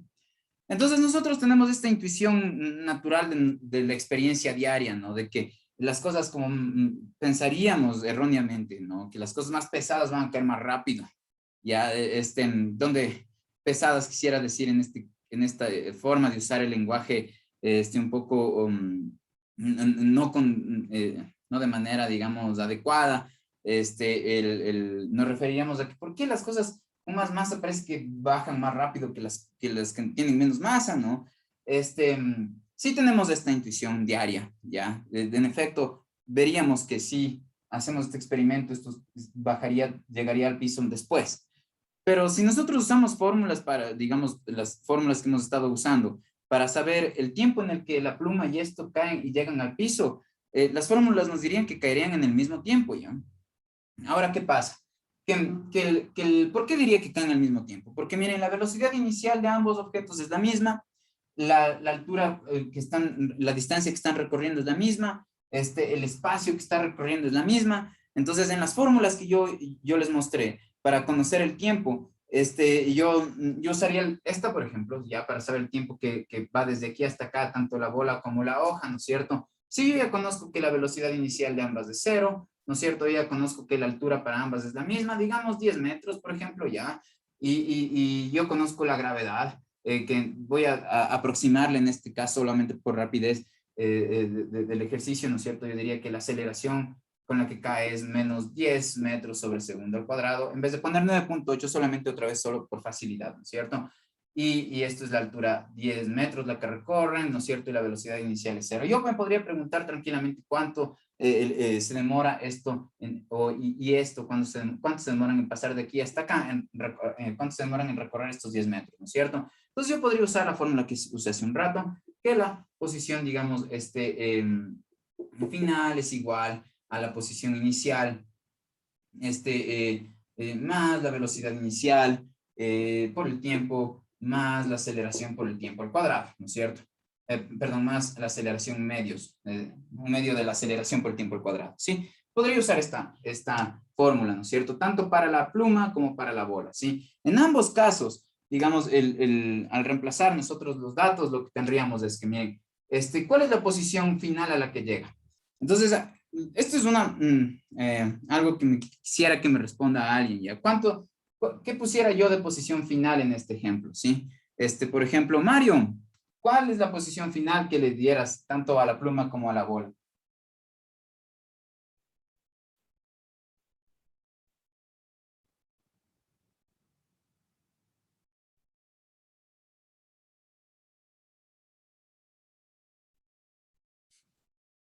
Mm. Claro que está súper ineficiente que tengamos la clase así, ¿no? Es decir, si yo digo, Mario, dime qué piensas digamos que sí estás ahí, pero no me quieres responder, ¿ya? Para mí no hay diferencia. Es decir, yo no sé si es que estás ahí o que solamente no me quieres responder, ¿ya? Pero a esto me refería con que, digamos, vivimos tratando de aparentar cosas, ¿no? O sea, por ejemplo, si es que Mario solo se conectó y no está ahí, me está tratando de aparentar que está asistiendo para que yo no tenga una mala impresión de él, ¿ya? Pero ¿por qué queremos parecer cosas en vez de ser en realidad, ¿ya? O sea, fuera un poco más honesto, que simplemente no vengas a la clase, Mario, si estás por ahí, o le cuentan, ¿ya? Entonces, veamos si es que Melanie puede decirnos cuál es la posición final del objeto, ya sea de la bola o de la pluma, en este experimento. ¿Ya? ¿No? No sé. Ya, gracias. Eso está perfecto. Gracias por decir, ¿ya? Ahora, ¿qué es lo que te haría dudar en no saber? ¿Sí? ¿Qué es lo que... ¿cuál es la pieza de información que crees que te falta aquí para poder saber? Porque yo te estoy diciendo que esta altura es 10 metros, ¿no es cierto? Entonces, parece que sería posiblemente suficiente para saber cuál es la posición final de esto o de esto, ¿no es cierto? Pensemos solo en la bola ya. ¿Cuál sería la posición final de la bola si esta altura es 10 metros? Ya, por ahí Juan dice 0. Melanie, ¿qué piensas? ¿0? Puede ser un buen candidato. También creo. Sí, ya, justo, digamos, sí, en efecto, aquí hay una pieza de información que está como escondida ya, como que está faltando ya. Y esa pieza de información es donde estamos poniendo el origen de coordenadas. El origen de coordenadas es lo que primero deberíamos saber dónde va a estar, ¿ya? A veces no se lo dibuja porque está como que implícito, pero de ley es necesario identificarlo. ¿Ya qué es el origen de coordenadas? Es desde donde el observador va a analizar el fenómeno, ¿ya? Entonces, puede ser que, digamos, alguien ponga el plano cartesiano, ¿sí? La cruz esta, y el origen de coordenadas es justo aquí, es decir, que el origen de coordenadas está aquí, ¿sí? Entonces, si es así, miren, claro, la posición final del objeto, si me preguntan cuál es la coordenada X de este objeto, digamos, sería 0, por ejemplo, ¿ya? Porque no está, digamos, asumimos que la bola está aquí, ¿no? Cuando cae, por ejemplo, ¿sí? Entonces, ¿cuál es, digamos, pongamos más bien, para que no haya mucha confusión, aquí el origen de coordenada, ¿ya? Entonces, si a mí me preguntan cuál es la coordenada o la componente X de esta bola, ¿sí? Si yo ya pongo el origen de coordenadas de aquí, lo que me están preguntando es cuál es la posición de la bola con respecto a este origen de coordenadas, es decir, con respecto a este punto que está aquí en el centro. ¿Cuál es la posición? Pues 0, porque justo la bola está en la coordenada 0 en X, 0 en Y, ¿sí? Entonces, la componente Y de esta pelota, de esta bola en el piso, sería 0 si es que el origen de coordenadas está aquí, ¿ya? Pero, por ejemplo, ¿qué tal si a alguien se le ocurre decir, no, el origen de coordenadas no lo quiero poner ahí? Lo que quiero hacer es ponerle el origen de coordenadas acá, ¿sí? Pueden ponerles donde les dé la gana, pero, por ejemplo, ¿qué tal si es que dicen pongámosle el origen de coordenadas ahí? ¿Por qué digo que le pueden poner donde les dé la gana? Porque uno de los principios de la física es que no importa desde dónde estés observando el fenómeno, tiene que ser el mismo, ¿sí? Entonces, el fenómeno, es decir, las propiedades físicas y cómo evolucionan en el tiempo estas propiedades físicas tienen que ser las mismas si yo estoy viendo desde lejos, desde cerca, desde arriba, ya. Entonces, el origen de coordenadas nos representa desde dónde se está viendo el fenómeno, desde dónde se está analizando, ¿sí? Entonces, también le podríamos poner aquí el origen de coordenadas. Si yo le pongo aquí el origen de coordenadas, ¿cuál es la posición final de la bola?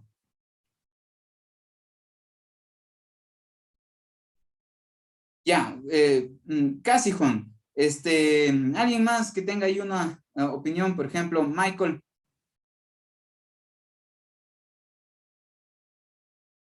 ¿No? Ya. Noemí, por lo menos digan, no sé, ya, para no sentir que me están tratando de embaucar, ya. Noemí, ¿tienes una idea de cuánto sería la posición si yo pongo el objeto aquí? ¿Cuál es la posición final de la bola? Por ahí me están respondiendo algo por el chat, a ver, tal vez trucos para resolver. Ya, Samantha, trucos para resolver en forma de pregunta es la respuesta ¿a qué? ¿No? A ver, Samantha, tú me estás diciendo, yo pregunté algo, trucos para resolver los ejercicios. Entonces yo pregunto, la posición de esta bola, si el origen de coordenadas está aquí, ¿cuánto es? Y tú dices trucos para resolver los ejercicios. No entiendo la conversación, la verdad, perdón. Ya. Mm, ¿qué- ya. ¿Quién más quisiera participar además de Juan, que parece que es de los pocos alumnos que están pendientes? Eh, por ejemplo, es Lendi Siglema, ¿no? Solo puedes decir, no sé, también estaría bien. Ya, gracias por al menos manifestarte. Ya, ¿qué es lo que está pasando? Miren, si a mí me preguntan cuál es la posición de esto con respecto a este punto, porque de eso se trata, cuando yo hablo de y, estos y's corresponden a las coordenadas y, exacto. Bien, tanto Juan como Daviani tienen razón.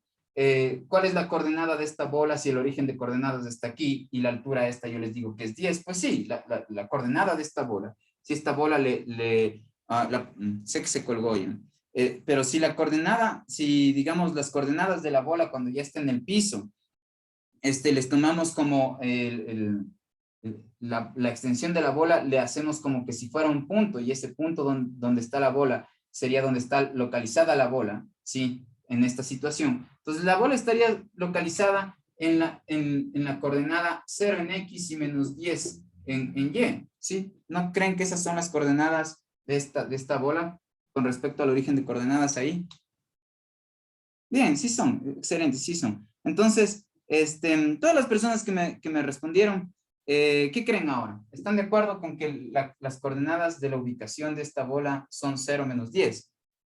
Si es que el origen de coordenadas está acá. Es bien importante que me digan eso. O sea, por ejemplo, Slendy, que me decías antes, no sé, ¿qué crees ahora? ¿Sí estás de acuerdo? Ya, bien. Entonces, justo, digamos, el problema va a resultar, ya sea que yo ponga el origen de coordenadas aquí o que yo ponga el origen de coordenadas acá, ¿ya? Entonces, veamos cómo saldría el ejercicio, ¿sí? Entonces, primero probemos con el origen de coordenadas aquí. Entonces, yo diría, si es así, la posición final, o en este caso me preguntan por la coordenada Y de la posición final de la bola, yo menos 10, ¿no? Entonces yo pondría en esta fórmula menos 10, el signo del igual, la posición inicial, en este caso, ¿cuál sería la posición inicial de la bola? En este caso sería 0, porque justo está en el origen de coordenadas. Esa es la coordenada Y de la posición inicial, ¿no es cierto? Y ahorita solo me interesan las coordenadas Y es porque el movimiento está sucediendo solamente verticalmente, ¿sí? Pues la coordenada Y de esta bola, ya sabemos que aquí sería 0, ¿sí? Luego miren, ¿cuál es la velocidad inicial? Sabemos que es 0 por el tiempo. Si 0 por cualquier cosa me va a dar 0. Y ya tengo que la aceleración sobre 2, ¿no es cierto? Que en este caso es la gravedad, que es menos 10. Si yo le digo para 2 me va a dar menos 5, yo tendría menos 5t cuadrado, así. ¿Sí o qué? Y entonces este sería mi ecuación para obtener el tiempo, ¿sí? En pocas, la ecuación con la que me quedé para obtener el tiempo es menos 10 igual a menos 5t cuadrado. ¿Así? ¿Sí o qué? Ya. Entonces, si yo de aquí despejo cuánto es el tiempo, lo que yo haría es pasar este menos 5 al otro lado a dividir, porque aquí no está restando, sino está multiplicando. Uno puede, el rato de despejar, tener esa confusión, ¿no? Mira, aquí que está haciendo el 5, ¿está restando o está multiplicando? Pues cuando tienen esa disyuntiva, la que gana siempre es la operación más fuerte, y las operaciones más fuertes son la multiplicación y la división en contraste a la suma y la resta, que son más débiles, por ejemplo, ¿sí?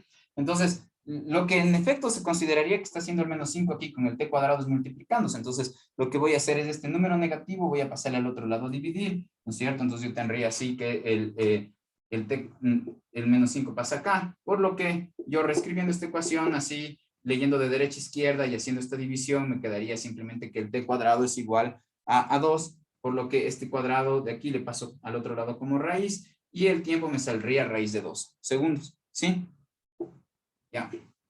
Hasta ahí todo bien.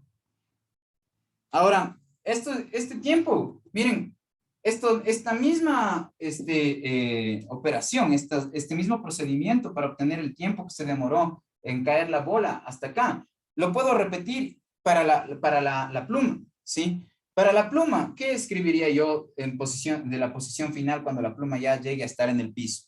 La posición del final, la posición de la pluma cuando la pluma ya esté en el piso. Digamos, yo tranquilamente podría intercambiar bola por pluma. Entonces, poner aquí la pluma y luego ponerle acá la pluma, ¿no es cierto? Entonces, digamos, la posición final de la pluma, yo sí diría que es menos 10, ¿sí? La posición inicial de la pluma, yo diría que es 0. La velocidad con la que cae, la velocidad inicial es 0. ¿Por qué digo que es 0? Cuando se deja caer algo, digamos, no se le, simplemente hay un punto. Espérense que se congeló la imagen y quiero mostrarles algo. Un ratito más. Ya, entonces les decía que miren, si ustedes dejan caer algo, es simplemente soltarle, ¿no es cierto? El instante en el que yo retiro mis dedos del objeto, hay un pequeño instantecito en el que el objeto está como que si yo le tomara una foto y se queda como congelado en el aire, ¿no? Como cuando se toman esas fotos saltando y parece que están flotando, ¿no es cierto? Entonces hay un punto en el que, digamos, el objeto está sin estar sostenido de mis dedos y además está como que quieto en el aire, el primer instante, ¿no es cierto? Entonces yo podría decir que siempre que se deja caer algo, la velocidad inicial en Y sería 0, ¿sí? Entonces, por eso puse que la velocidad inicial en Y es 0. Entonces, ya eso sucede tanto para la bola como la pluma, entonces hubiera puesto aquí también 0 en la velocidad inicial. Esta misma ecuación, y miren, la aceleración, tanto para la bola como para la pluma sigue siendo 10, menos 10, ¿no es cierto? Y si yo le divido para 2 me va a dar menos 5, es decir, esta misma procedimiento hubiera tenido que hacer para resolver cuál es el tiempo que se demora la pluma en llegar hasta el piso, ¿no es cierto? Y para la pluma y para la bola me hubiera dado raíz de 2. Entonces, ¿qué es lo que pasa ya? Si ustedes hacen un experimento donde ponen al vacío una bola de boliche y una pluma y les dejan caer a ambas, van a ver que llegan simultáneamente al piso, las dos, que se van a demorar exactamente el mismo tiempo y no que cae más rápido la bola que la pluma. Ya, y la razón por la que nosotros en nuestro mundo ordinariamente vemos no notamos que caen simultáneamente, que lleguen al piso simultáneamente, es porque, digamos, hay otros factores, como cuáles, que no estamos tomando en cuenta en estas fórmulas, como que hay vientito y la pluma va a empezar a flotar en contraste a la bola que no va a flotar, ¿sí? Entonces, por ejemplo, eso, la resistencia del aire a que la pluma caiga es mucho mayor que la resistencia que hace el aire para que la bola caiga, ¿no? Es decir, se opone a la caída el aire en el caso de la pluma, mientras que no en el caso de la bola, por la forma que tienen. Y por eso es que en el mundo ordinario vemos que primero cae la bola y no la pluma.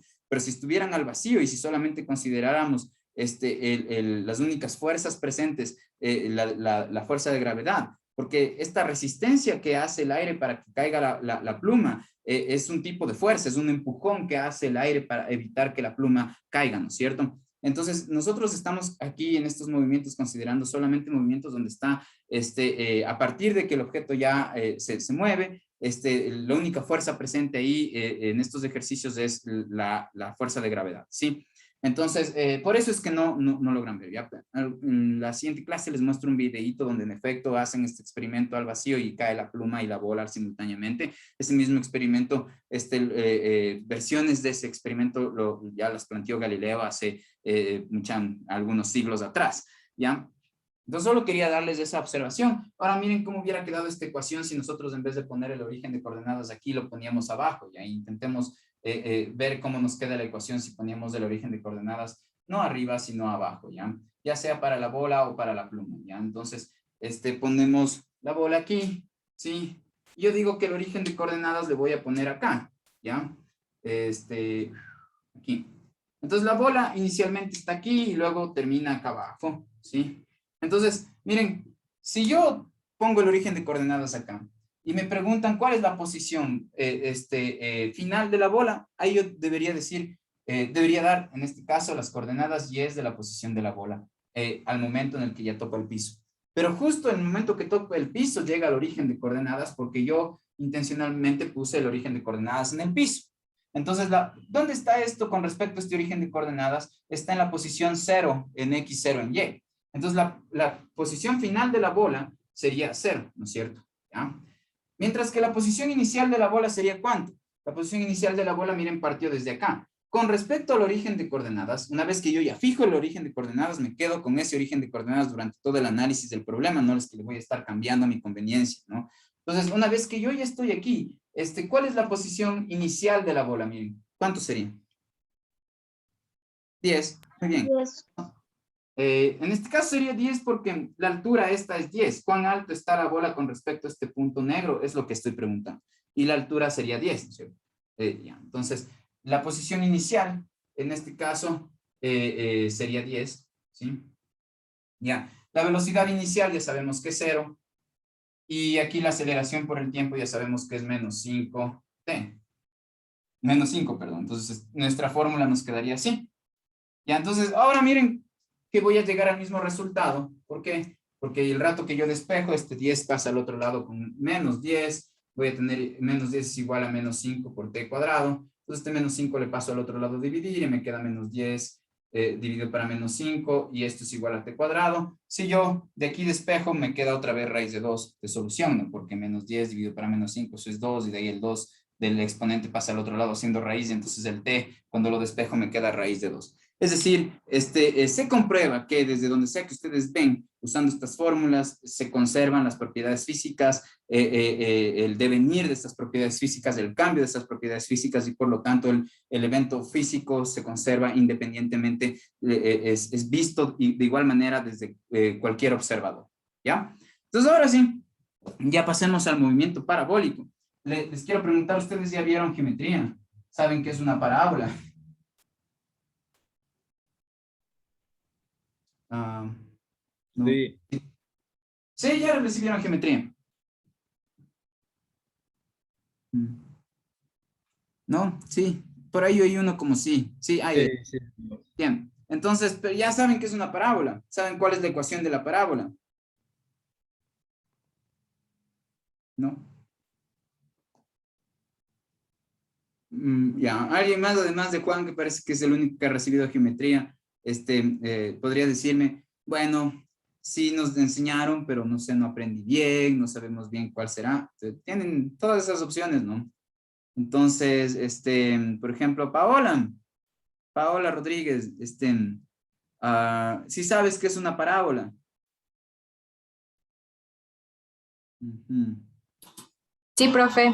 Bien, gracias. Entonces, ya, justo movimiento parabólico. Se llama así porque el objeto va a describir una parábola en su trayectoria, ¿ya? ¿Y qué significa la trayectoria? La trayectoria sería la estela que deja el objeto al moverse, ¿sí? Entonces, digamos que está un mosco por aquí y empieza a moverse así, ¿ya?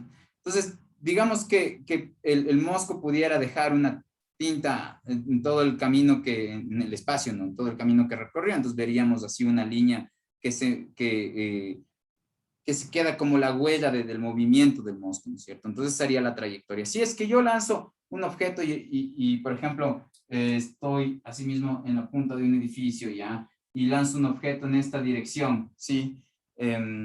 Entonces, ya. El movimiento que el objeto va a tener va a ser este, ¿no? Y esto es a lo que le llamamos trayectoria. Ya sé que se congeló la imagen, ya mismo aparece de nuevo. Eso. Entonces, miren, ¿por qué? Porque este pedacito de aquí es un pedazo de parábola, ¿sí? Ya, y justo la ecuación que describiría la trayectoria es una ecuación donde veríamos cómo se relacionan las componentes X de la posición con las componentes Y de la posición. Resulta que las componentes X de la posición, tanto como las componentes Y de la posición, se relacionan de manera que la ecuación que queda es la ecuación de una parábola, ¿sí?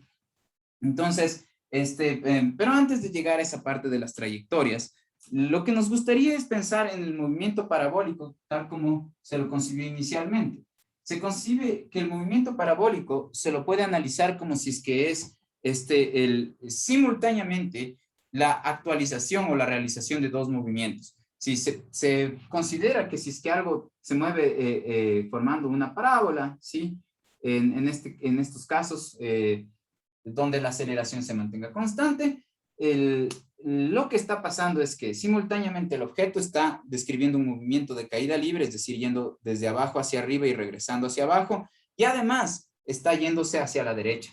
Es decir, miren, este objeto simultáneamente está haciendo un movimiento de caída libre, pero mientras avanzan, digamos, en las componentes Y, el movimiento que está describiendo el objeto es un movimiento idéntico al de caída libre, pero en las componentes X, el movimiento está simplemente, el objeto está simplemente avanzando hacia la derecha. Entonces es como que si nosotros le pensamos que el movimiento parabólico se le puede analizar como un movimiento de caída libre al que se le adiciona un movimiento hacia la derecha del objeto, entonces obtenemos el movimiento parabólico. Ya nos vamos a dar permiso de analizar así, ya. Como que mientras el objeto está moviéndose parabólicamente, las componentes Y obedecen las ecuaciones del movimiento de caída libre que acabamos de ver. Y que las componentes en X, digamos, del objeto mientras se mueve, obedecen un movimiento con velocidad constante, ¿sí? Ya, entonces, ¿a qué se debe esto? A que las fuerzas, ¿sí? Son las que varían el estado del movimiento de los objetos, ¿sí? Las fuerzas totales. ¿A qué me refiero? A que si un objeto está quieto, hay un empujón el que le permite cambiar de estar quieto a moverse, ¿sí? Pero cuando está quieto y pasa de estar quieto a moverse, lo que hace, digamos, matemáticamente hablando, es pasar de tener la velocidad cero a tener una velocidad positiva o una velocidad distinta de cero. Entonces, ¿qué es lo que estamos viendo? Que hay un intervalo de tiempo en el que la velocidad cambia. Por lo que, digamos, la fuerza o los empujones o los jalones están bien asociados a la aceleración, ¿sí? Porque la aceleración es justo el resultado de que se modificó el estado del movimiento, y lo que les estoy diciendo es que las fuerzas lo que hacen es modificar el estado del movimiento de las cosas. Entonces, donde el estado del movimiento de las cosas se podría pensar que están caracterizados por la velocidad, están caracterizados en parte por la velocidad que llevan los objetos, ¿sí? Entonces, lo que estoy diciendo es que, digamos, verticalmente el objeto, digamos, sí va a sufrir una fuerza, que es la fuerza gravitacional, ¿no? Va a sufrir un jalón mientras está yendo hacia arriba, siente ese jalón, ¿no es cierto? Y ahí mientras está yendo hacia abajo, ese jalón le acelera. Pero horizontalmente, si nosotros ignoramos el rozamiento, horizontalmente no hay ninguna fuerza que se le oponga al moverse, no hay ninguna fuerza que se le oponga al movimiento horizontal que está haciendo el objeto, ¿sí? Entonces, en esta aproximación, ¿no? Porque nosotros cuando analizamos físicamente algo en la ciencia, lo que hacemos es aproximarnos, ¿sí? Porque es difícil considerar absolutamente todas las distintos factores, ¿no es cierto? Entonces, involucrados. Entonces, partimos de aproximaciones fáciles que podamos manejar.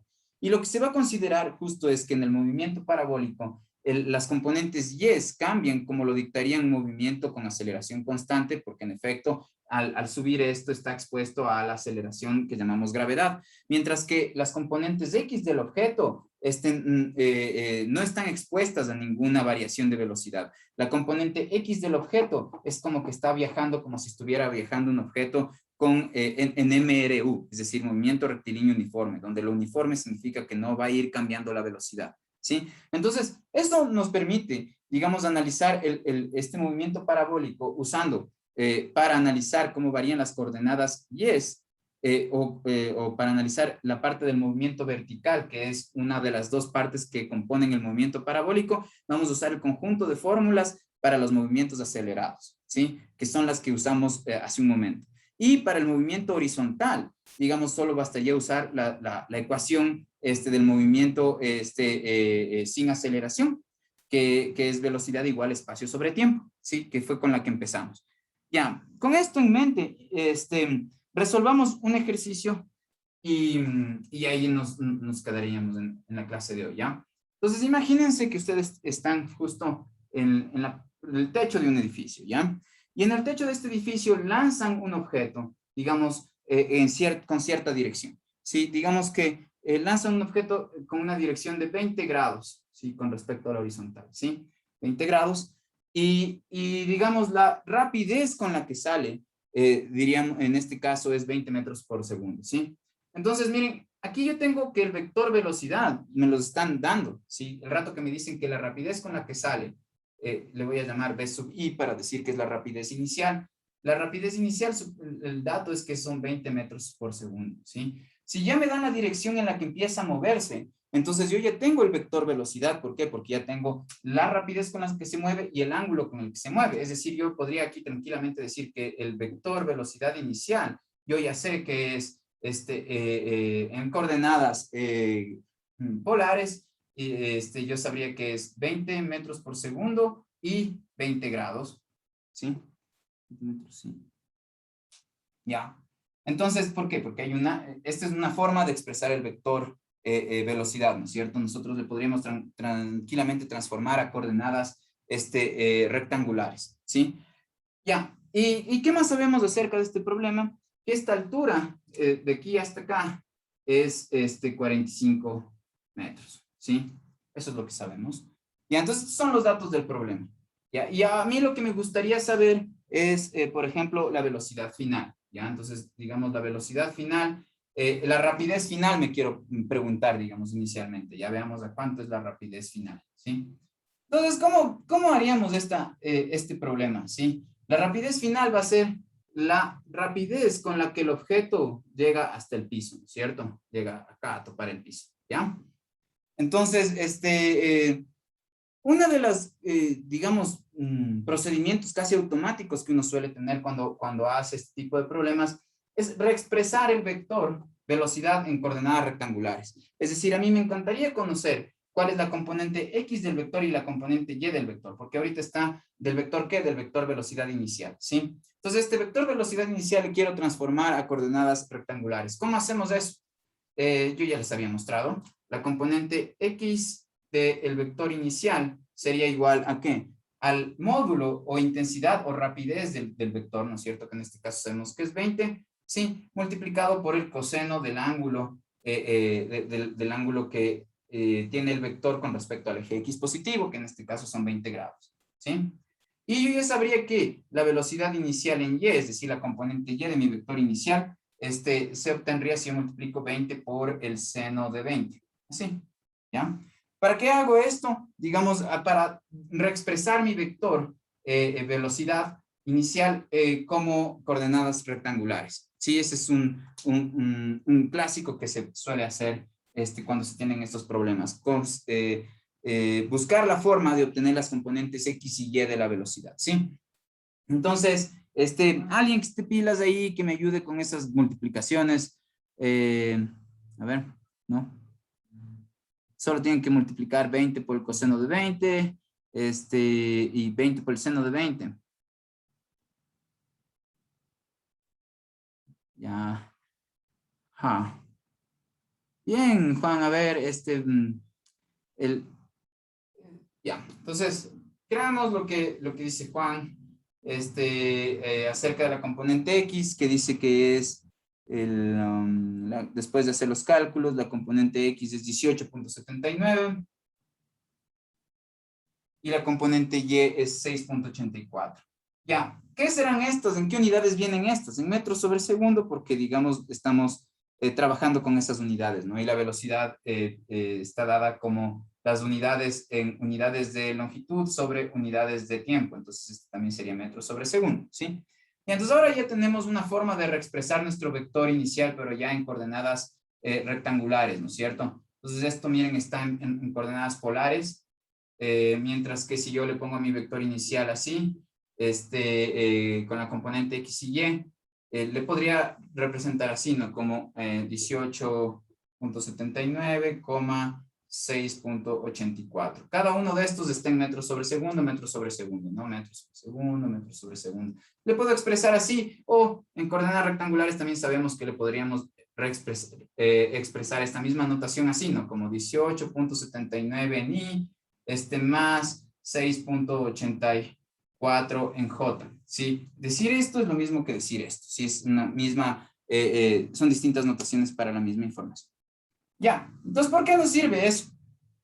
Porque, digamos, el rato que el objeto llega acá, ¿sí? Justo antes de detenerse completamente, en el instante, justo inmediatamente anterior a que el objeto se detenga, porque ahí está el piso, el objeto venía con cierta velocidad, es decir, venía con cierta rapidez, ¿no? Entonces venía con cierta rapidez, digamos, en esta dirección, ¿sí? Entonces, el vector velocidad final, ¿sí? Que va a ser el vector que está aquí, velocidad final, ¿sí? Este vector de aquí, a su vez, tiene dos componentes. Miren, le voy a amplificar, le voy a poner aquí a esa flecha, ¿sí? Entonces, esta es la flecha vector velocidad final, ¿sí? Y este vector tiene dos componentes. Va a tener su componente en X. Esta va a ser la componente X de la velocidad final. Entonces, velocidad final, componente X, ¿sí? Y miren, acá va a tener una flechita así que corresponde a la componente Y de la velocidad final, ¿ya? Entonces, digamos, esta es el vector velocidad final. Y este vector velocidad final tiene su componente en X y su componente en Y, ¿sí? Ya, entonces, a mí lo que me gustaría es, primero, por ejemplo, calcular la componente Y del vector velocidad final, ¿ya? Entonces, como les dije, nosotros podemos separar el movimiento parabólico como el análisis de dos movimientos. Para las coordenadas Y del objeto, yo le voy a analizar usando las fórmulas de los movimientos acelerado o de caída libre que vimos hace un momento. Y para analizar cómo varían las componentes X de la velocidad, voy a usar, digamos, la fórmula de la velocidad de los movimientos cuando no tienen aceleración o cuando van con velocidad constante, ¿sí? Es lo mismo decir no tener aceleración que tener velocidad constante, ¿no? Ya, entonces, digamos, por eso, yo voy a trabajar ahora sobre mis componentes y es usando las fórmulas de la caída libre. Entonces, miren, ¿cuáles son los datos en Y que yo tengo? Les voy a poner aquí. ¿Sí? Los datos en Y que yo tengo es la velocidad inicial en Y, ¿sí? Y que en este caso sabemos que es ¿cuánto? Sabemos que es 6.84, 6.84. Es la componente en Y, ¿no es cierto? Sí, esta es la magnitud de la velocidad en Y. Sí, ven la pizarra bien, o mejor le escribo acá. Voy a ponerla acá, por si acaso no estén viendo bien. A ver, entonces, lo que estoy diciendo es que la velocidad inicial en Y, ya sabemos que es 6.84 metros sobre segundo, ¿sí? Y yo lo que conozco también es la posición final donde va a llegar, sí, la componente Y de la posición final donde va a llegar el objeto. ¿Cuál será esa componente Y? Entonces, ahí estaría bien la confusión que tuvieron hace un rato ya, como que un no sé inicial es natural. ¿Por qué? Porque todavía no especifico dónde estoy poniendo el origen de coordenadas. Entonces, ¿qué tal si es que yo pongo el origen de coordenadas en el piso? ¿Ya? ¿Qué tal si es que el origen de coordenadas lo pongo aquí? ¿Sí? Entonces, ¿cuál sería la componente Y del objeto cuando ya está acá? La componente Y del objeto cuando ya está acá es 0, ¿no? Sí, si es que el origen de coordenadas está aquí. Este punto de aquí, la locación de este punto, la ubicación de este punto con respecto a este origen de coordenadas, recuerden que no puede hablar simplemente de locación o posición, tiene que decir posición con respecto a qué. Pues con respecto a este origen de coordenadas, este punto tiene una coordenada Y igual a 0, ¿no es cierto? Y esa es la posición final en Y, ¿sí? Entonces yo le voy a poner aquí posición final en Y, en este caso sería 0, ¿sí? Ya, ¿y qué más conozco? Miren, yo conozco la gravedad, es decir, yo sé cuál es la aceleración. En este caso, la aceleración solamente está indicando hacia abajo, entonces sería la aceleración en Y. Digamos, la aceleración solamente en este caso es vertical, ¿no? Sí tiene una componente vertical. Entonces, la aceleración en Y, ¿sí? O simplemente aceleración, en este caso, porque es la única que tenemos, ya sabemos que es menos 9.8. Esto es metros sobre segundo al cuadrado, esto es metros, ¿sí? Ya, entonces miren, otra vez ya tengo 3 datos con los que yo podría calcular un cuarto dato, ¿no es cierto? En este caso, lo que a mí me gustaría conocer es la velocidad final en Y. Esto es lo que yo no conozco, ¿sí? Ya, entonces, ¿cómo haríamos para calcular esto? Tengo que buscar una ecuación, ¿no es cierto?, donde yo tenga relacionado la velocidad inicial, la distancia que se recorre o la posición final, ¿no es cierto?, y la aceleración, y ya, ¿no es cierto? Estos son los datos que tengo. ¿Cuál es la fórmula que relaciona todas esas? Nosotros sí sabemos. Sabemos que la velocidad final en Y al cuadrado es igual a la velocidad inicial al cuadrado Y más 2 veces la aceleración por, en este caso, la distancia, ¿no es cierto? En Y, ¿ya? Entonces, en este caso sería aquí 0. Así. Ya. Sigo. ¿No? Hasta ahí sí saben de dónde saqué esta fórmula. Es una fórmula, ¿no? Aquí estaría la distancia, ¿sí? O la posición en Y, en este caso, porque estamos haciendo todo en Y. Sí, entonces sigo. Sí, no, pregunten. Sí. Ya, bacán. Entonces,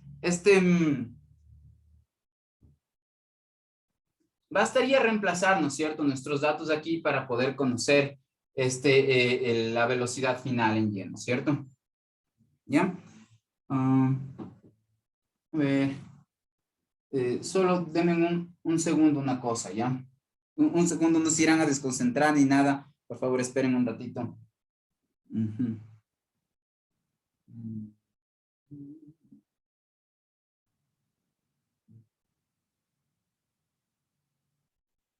Sí. Ya, entonces, reemplacemos los datos aquí, ¿no? Entonces, en vez de aceleración, yo ya voy a poner menos 9.8. Menos 9.8. Y en vez de la posición final, yo debería poner, ¿qué? 0. Entonces aquí voy a poner 0, ¿sí? Ya, entonces, miren, todo este término se me va a ir, ¿ya? Y lo que tengo es que la velocidad final en Y, sí, yo tengo que la velocidad final en Y al cuadrado sería igual a la velocidad inicial en Y al cuadrado, fíjense. Entonces, yo busco la velocidad final. Ya. Y lo que tendría es que quito los cuadrados, ¿no es cierto? Yo sí conozco la velocidad inicial en Y, perdón, aquí estoy usando Y. Velocidad inicial en Y. Yo sí conozco eso, yo sé que es 6.84 metros sobre segundo. Miren, así yo tengo la velocidad final en Y, ¿sí? Ya, ahora la cuestión es que lo único que hice fue reemplazar, ¿no? ¿Ya? Ahora, lo que me gustaría es para poder encontrar el módulo de la velocidad final, que es lo que me pedía mi pregunta, ¿sí? El módulo de la velocidad final. Miren, aquí estoy, el módulo de la velocidad final, me gustaría saber, ¿sí? Entonces, para eso me falta conocer cuánto es la componente X de la velocidad final, ¿sí? Y la componente X de la velocidad final yo sí la puedo obtener. ¿Cómo? Ah, Perdón, es que aquí estoy cometiendo un error al parecer. Déjenme pensar una cosa. Sí, estoy cometiendo un error. Ya, perdón. Entonces, regresemos un poco. Y, y en la fórmula que estoy usando, ¿sí? Ya, ese es el error. La fórmula que estoy usando, estrictamente aplicada, debería ser así mismo. La velocidad final en Y al cuadrado va a ser igual a ¿qué? A la velocidad inicial en Y al cuadrado, sí, más 2 veces la aceleración. Y aquí lo que debo poner más que la posición final, sí, yo sé que se paró, ya mismo se dispara, ya mismo continúa, digamos, la imagen. En vez de poner simplemente la posición final, lo que yo tengo que poner es posición final menos posición inicial. Eso es lo que debo poner, ¿sí? Es decir, tengo que poner cuánto se desplazó en Y, ¿ya? Entonces, la posición final menos la posición inicial debería poner. Entonces, miren, ¿cuál es la posición final que tiene el objeto? en toda esta trayectoria, desde que salió desde aquí hasta que llegó acá, ¿cómo variaron las coordenadas y? Entonces, miren, tengo que poner la posición final del objeto, la coordenada y de la posición final del objeto, sabemos que es 0, ¿sí? Y a esto le tengo que restar la componente y de la posición inicial del objeto, ¿sí? ¿Cuál es la posición inicial del objeto si el origen de coordenadas está aquí? ¿Cuál es la coordenada y de la posición inicial del objeto? La coordenada y de la posición inicial del objeto va a ser la coordenada y que tenga el objeto cuando está acá, ¿no es cierto? Y eso significaría que yo debería poner la altura esta, ¿no? Esa sería la componente y del objeto al inicio del movimiento, ¿no es cierto? Y yo les dije que esta altura era 45 metros, ¿sí? Esta altura de este edificio es 45 metros. Entonces aquí debo poner menos 45 metros, ¿sí? Ya, entonces ahí sí ya va a resultar. Sí, entonces lo que se pone aquí es el desplazamiento, ¿no? No solamente la posición inicial, que digo, no solamente la posición final. Recuerden que el desplazamiento coincide con la posición final, siempre y cuando la posición inicial sea 0, pero este no es el caso, ¿no? Y por eso me confundí por un momento, ¿no? Entonces, porque la posición inicial del objeto corresponde a un punto que tiene coordenadas y es distinto de 0. El punto desde donde sale tiene coordenada y 45, ¿no? ¿Sí? Entonces, lo que se pone aquí es la posición final menos la posición inicial. Pilas con eso, ¿ya? Entonces, ya, y acá la velocidad final en y es justo lo que no sabemos. La velocidad inicial en y, tenemos que es 6.84. Sí, ¿no? Eso da, sí, 6.84. 6.84. Ya, y la aceleración sí sabemos cuánto es. Sabemos aquí que es menos 9.8. Ya. Entonces, fíjense que basta con hacer estas operaciones y para poder conocer la velocidad final en y. Entonces, velocidad final en y va a ser igual a la raíz, de aquí le paso al otro lado siendo raíz, de 6.84 al cuadrado menos todo este producto, ¿no? Miren, aquí yo tengo 0 menos 45, lo que está dentro del paréntesis va a ser menos 45, entonces yo multiplico menos 2 por 9.8 por menos 45, el menos de aquí con el menos 45 que me va a quedar acá adentro, ¿no es cierto? Se hace más, entonces yo pondría aquí más, el producto de 2 por 9.8, por 45, ¿no? ¿Sí? Ya, y eso sí va a ser la velocidad final en y. Entonces, pilas, díganme cuánto sale eso.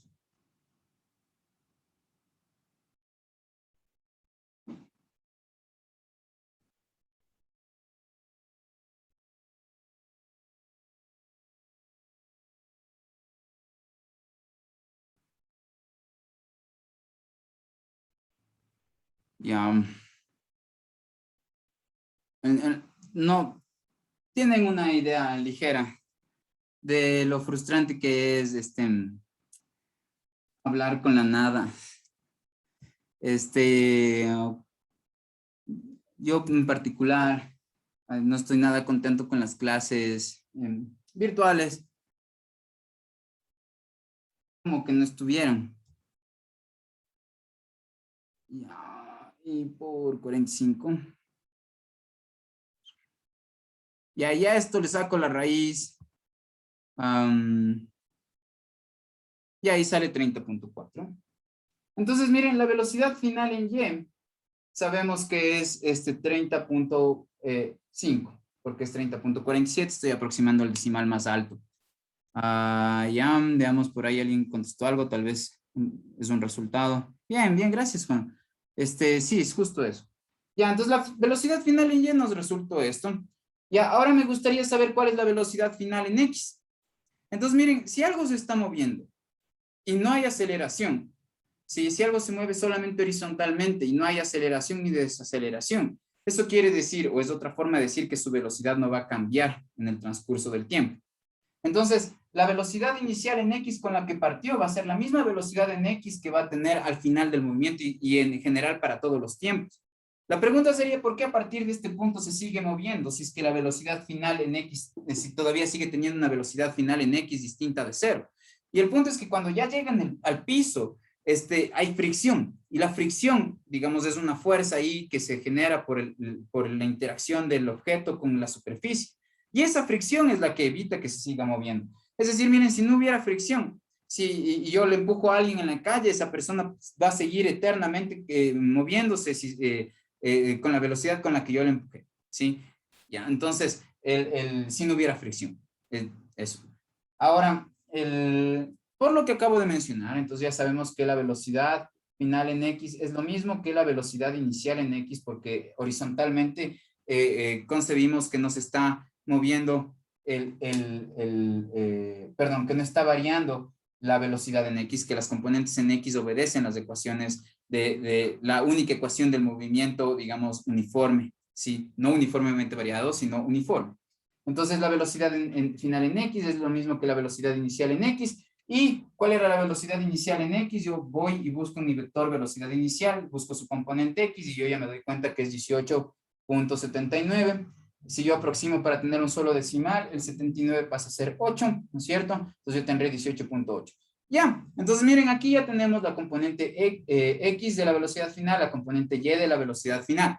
¿Cómo obtenemos el módulo de la velocidad una vez que nosotros ya tenemos sus componentes? ¿Cómo obtenemos el módulo de un vector o la longitud de la flecha si nosotros ya conocemos las componentes X y Y? Lo que hacemos es usar Pitágoras. Entonces, el módulo de la velocidad final sería igual a la raíz de una componente, de la componente X, elevada al cuadrado, ¿sí? Más la otra, el módulo de la otra velocidad, pero elevada al cuadrado, ¿no es cierto? Entonces aquí la velocidad final es igual a la raíz de, y ahí calculemos eso, ¿no? 18.8, todo eso. A ver. Entonces voy a hacer ese cálculo. 35.8 sale. Bien, gracias. Entonces ya les dejo de compartir. ¿Dónde estás? Ya, entonces de todo esto les sale ¿cuánto? 35.8. Y y así calculamos el módulo de la velocidad final. Eso. Verán, a mí me gustaría evaluarles en su examen, porque ya ahorita ya se acabó la clase, ¿no es cierto? Entonces me gustaría evaluarles en su examen también esta parte, ¿no? La del movimiento parabólico. Y para esto necesitamos hacer más ejercicios. Entonces esa es la razón, y además que quisiera también evaluarles movimiento circular, por la que, digamos, el examen le voy a pasar al lunes, y el repaso lo tendríamos el lunes, ¿sí? Y el jueves quisiera avanzar en esto, concretar estas ideas, y mostrar un poco del movimiento circular, que sería lo que les explicaría el jueves. Acabar de explicar el movimiento parabólico, explicar un poco el movimiento circular, y el examen irían, digamos, toda esta parte de cinemática, ¿sí? Entonces, su examen queda para el lunes, el repaso que íbamos a hacer el jueves va a quedar para el lunes, y el jueves terminamos con esta parte de la teoría. Piensen humanamente ya, antes de que me despida de la clase, ¿no? ¿Cómo es que, digamos, el ser humano que está hablando al frente de ustedes va a tener entusiasmo o no dando la clase, ¿sí? Digamos, al final de cuentas, si yo sé que no les importa absolutamente nada, ¿por qué voy a sentirme entusiasmado de darles la clase? ¿Me entienden? ¿O qué es lo que me va a mí a animar? Si lo que sea que les esté diciendo es como que es una constante sensación de que les estorba algo o de que quieren rehuir esa interacción, ¿ya? Entonces, piensen ya en qué tal si ustedes quieren contarle algo que aprendieron no sé, a una amiga o a algún amigo, ¿ya? Y que piensan que puede ser importante, ya, que lo entienda simplemente, ¿sí? Y que esa persona solo le diga, o ven que está aburridísima y no quiere escucharles ya. Entonces, en este caso, digamos, ustedes son las personas que al parecer decidieron entrar a la universidad. Entonces es un poco para mí inentendible ya, como por un lado están buscando ir a la universidad y por otro lado es como que ya cuando tienen las clases como que solamente les apesta. Entonces, eso, o sea, no hay una especie de estímulo para que yo me interese para poderles hablar de las cosas, digamos, aquí, que les pueden generar esa sensación de curiosidad y decir, oye, ya, porque esto no es una canción de reggaetón, necesitan un chancecito de esfuerzo para poder entender, ¿ya? Pero justo ya, o sea, las cosas que son como más fáciles de asimilar, como un movimiento repetitivo, un ritmo repetitivo, o una canción que solo tenga la palabra C, o alguna cosa así, ya son las más fáciles de cómo adaptar, ya, pero no por eso son las que tienen mayor valor. Entonces, digamos, muchas de las cosas que valen la pena son cosas para las que tienen que esforzarse un chance, ya. Yo personalmente voy a luchar por tratar de mantenerme como estimulado y animado, pensando que estoy haciendo algo, ya, a diferencia de no hacer nada, ya que sería no hacer nada que yo grabara esto y ya, y ni siquiera lo subiera a la red, y ya solo no está ya, digamos, de alguna manera influenciando su contenido de información, por ejemplo, o entrenando un poco su mente. Pienso que así yo esté dando la clase y la suba y ustedes no ven los videos, o mientras están aparentando que están conectados, no sé, como Mario ya, es todo falso ahí, ¿cachan? O sea, mi trabajo no tendría ningún valor ahí porque al final de cuentas Mario va a querer copiar en algún examen y va a pensar que así va a pasar. E incluso hasta podría pasar, pero igual no va a saber. Entonces, al final de cuentas, digamos, si esa actitud la repite hasta el fin, solo va a tener un papel, como que pagó por el título, ¿no? Ni siquiera eso, porque la universidad pública no tiene que pagar, ¿no? Entonces eso, como que solo se aguantó un poco de tiempo, aparentando de que sabe, y después le dan un papel con el que, no sé, tal vez se siente valioso. Pero, digamos, a nivel ya real, no significa nada, ese papel sería mentira, ¿no? Eso, entonces, la clase la construimos todos, entonces, échenle un chance de ganas, ¿no? Ya nos vemos.